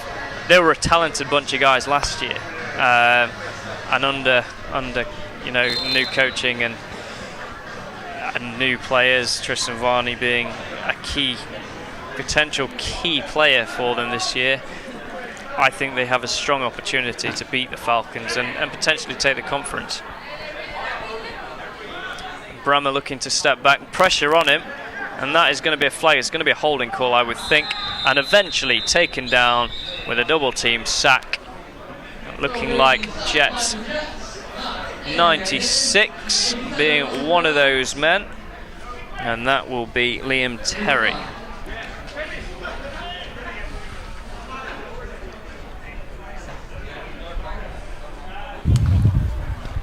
Holding, offence, number 52. That penalty will be declined. End of the run. We'll bring up second down. Terry will be happy. That will give him his sack stat. If they had accepted, of course, they would have taken it off him.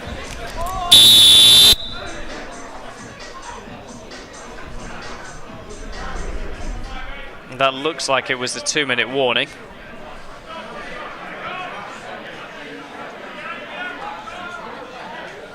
So, Brammer first and very long. And it has been dropped. Looking for 89. Ross Wilson.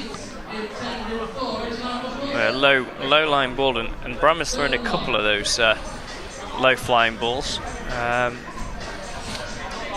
But ultimately, if the receiver can't grab it, the DB can't grab it either, in theory.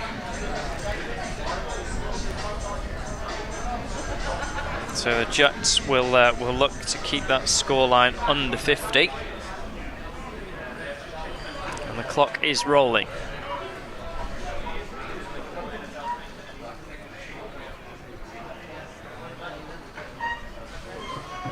Brammer, plenty of time in the pocket, looking for a man. Oh, and that's a second drop. And that time he was looking for that man, number 10, Danny Burton. So it hit him in the hands. You can't miss that. He just didn't watch it, and I think he'd seen that he was open and thought, oh, I've got loads of green grass here, I'm going to take it to the house. Well, you've got to catch it first, and that is going to be another holding call. Again, we apologise we are having some officials mics issues, but that was a holding call on the Falcons, so that'll push them another 10 yards back. And they are going to be for this on 4th and very long, although by my count it was 3rd down. Yeah, bring the safety down, and then he's going to kick it. There you go. Oh, and that's taken a Jets. Not quite sure what's going on there. And a little hug. Why not? And that was number 7 for the Falcons down in that ball. Gabardin. And it looks to be on the Jets 44 yard line.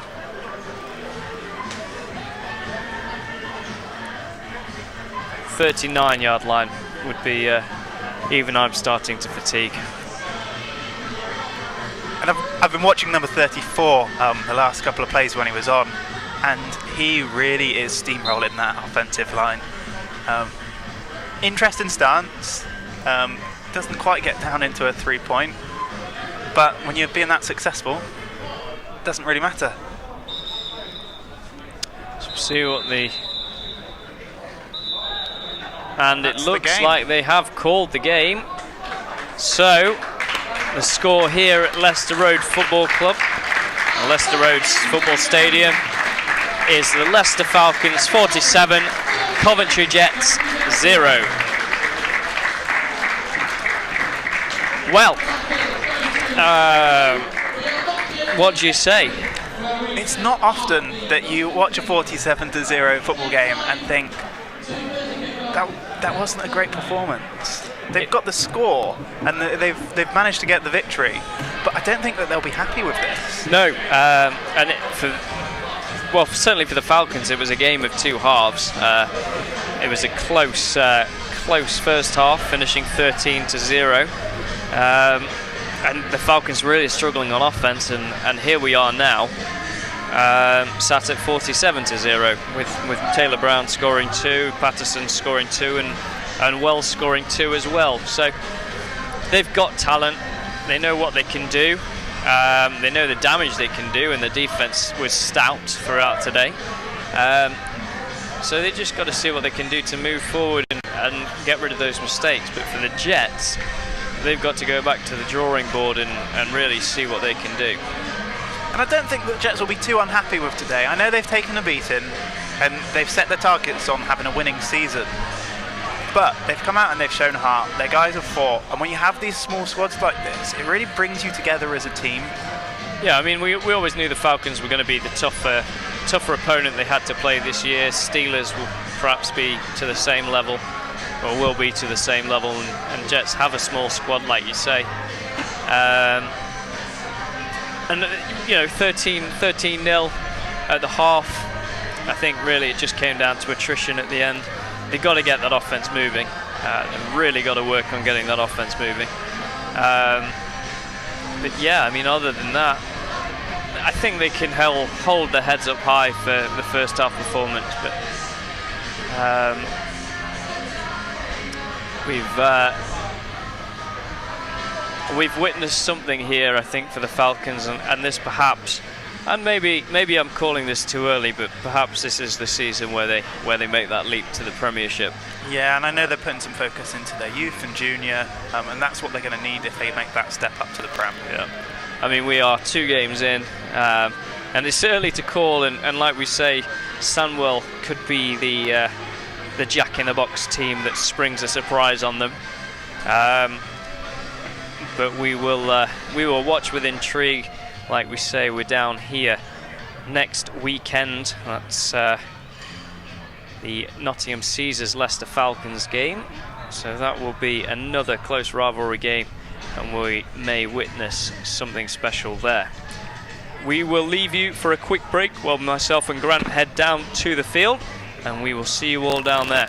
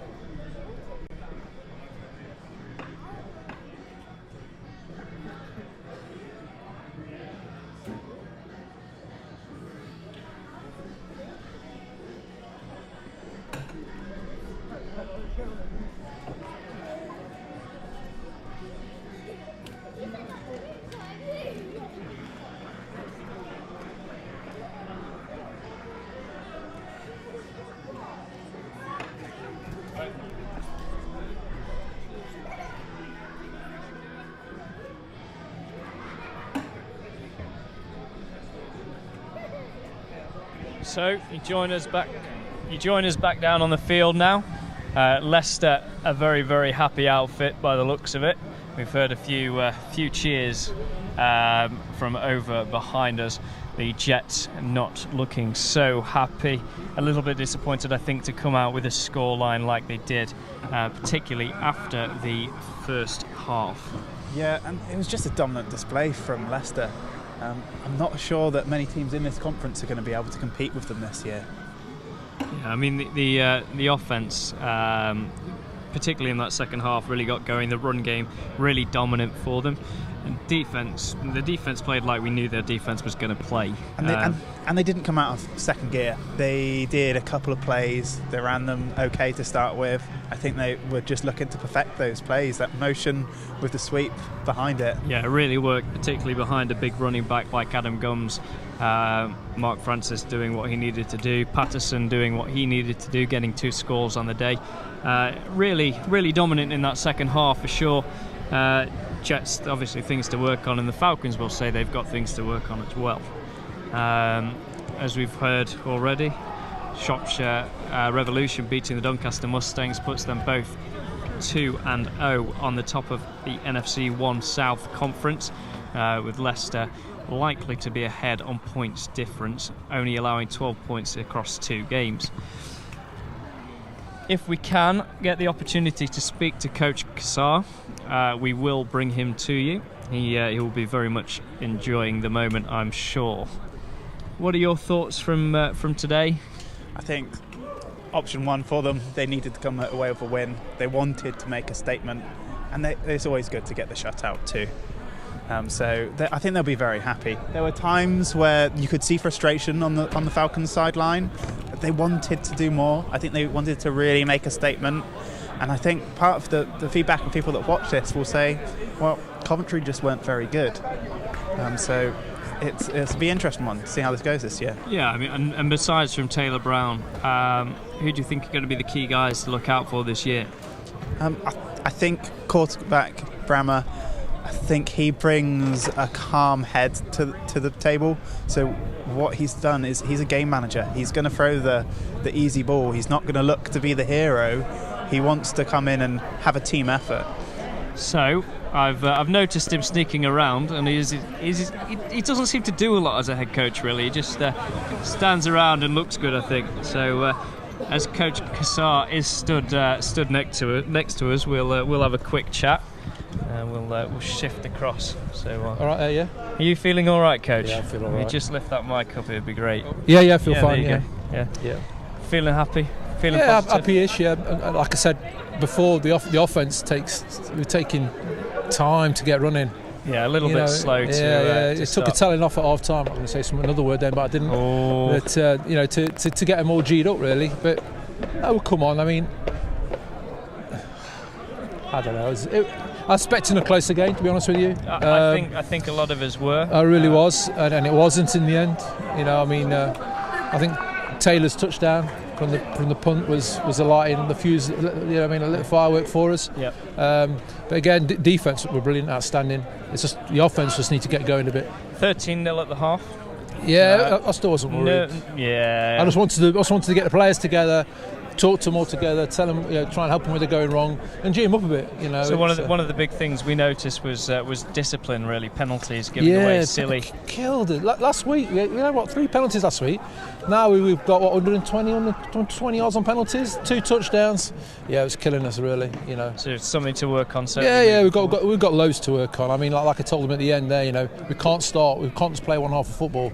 We need to play the full 60 minutes. So sorry. No, it's okay. Because a better team would beat us easy. Yeah. I mean, Samuel, obviously a close game last year, 25-12, and I know they gave you 2 points almost with a safety. Yeah. Which I would have done as well, by the way, definitely. Yeah. So, Samuel, really, do you see them as a threat? Yeah, I see every team is a threat. You know, every dog has its day, so to speak. You know, I mean, if I went in at half time, them at 13-0, I'd be dead happy as if I was Coventry, and I would, you know, try and win the game. And they ran out of players, I'm afraid. You know, which is hard for a team of that size. So on paper, looking at it, it's likely to be a 2-horse race. It is, yeah. Having said that, I'm not sure if you're aware of the Shropshire score. No, what's that? It was quite high in Shropshire's favour. Okay. Doncaster scored 20. I think Shropshire crossed the 50 mark.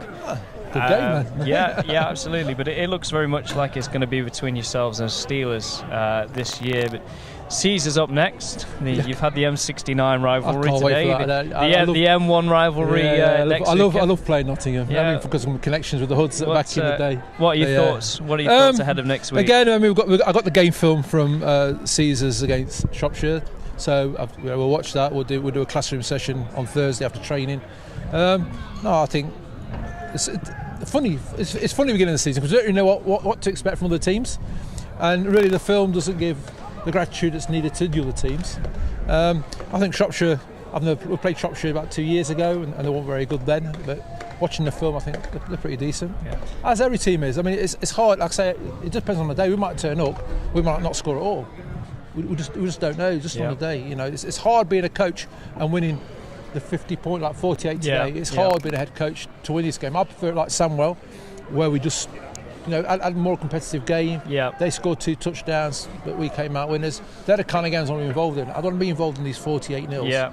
You know, it's hard to keep me going on the sideline shouting and yawping. Which is where I want to be. It's really hard. It'd be nice to see Jets progress throughout the year and see what they can What do. is nice with us is that every player got on the pitch. Yeah. Which this kind of team is like. We've got 87 players registered. And now we've got 15 players didn't turn up today, or were injured, or whatever they had to do. So I can rotate players. I can also rest players, which I've never could do before. So I think the players have learned from last week when I got 3 players come up to me saying they had twinges and I benched them. So nobody came up to me today and said anything to me. So a positive start to the year. Yeah. We're happy with that. Yeah, that's a target. The target is go all year. Obviously, the target is get to Premier League. Yeah. That's the ultimate gain of this club at Leicester, is to get to the Premier League. I'm talking too much on that. No, it's okay. It's okay. But I mean, you are looking like the hot favourites. Yeah. I hate being favourites. Crashing out against Manchester, unfortunately, last year. And, what's the situation update on Nat Eves? Obviously, being a key player from last year. We're trying to get Nat back. Well, he told me he's coming back for the final, which he's not. He needs to get back for some more games. He'll be back maybe after Christmas. Right. You know, we're taking it steady. We've got abundance of talent at running back, as you can see. Yeah, absolutely. You know, so there's no need to rush him as such. Maybe we'll get him for next season, or maybe the playoffs. He wants to play in the final. He can wear a kit in the final. He's going to get on the pitch. He can certainly dress up. Ain't got a problem with that. Coach, I'm going to let you get on. It's not that you're talking too much at all. I really do enjoy talking to you. I love it. But you guys look happy. They're obviously warming down. We've got to do warm downs. They hate doing warm downs. I don't know why. Look at them. But no, thank you. Okay, thank you. No, I'm glad you came. And we will see you next week. Yep, Nottingham. Pleasure. Yeah, no biasness. So Coach Cassar there, a very, very happy man, 2-0. He will look to beat the Caesars next week and it will be an interesting game. You have joined us down here at the Leicester Road Football Ground for what was a wonderful game for the Leicester Falcons, not so positive for the Coventry Jets. You joined myself, George Lees, and my co-host Grant. How are you predicting next week's fixture? It hurts me, but I think more of the same. I don't know whether the Caesars have the offensive power to really move the ball against this defence. So their Caesars' defence is generally quite good. They should be able to hold them in the game for a while, but the offence needs to do something. So we've got two more games. We've obviously got the Caesars coming up next weekend, and then Onside Productions are going to be taking on Notts Varsity, and we will be bringing you that live on Wednesday 9th of May, and that is between the NTU Renegades and the Nottingham University Students, who have played each other 3 times already this year, and the scores keep getting closer, so that will be a game to watch. We bid you farewell from Leicester with myself, George, and co-host Grant. Thank you. Have a good evening.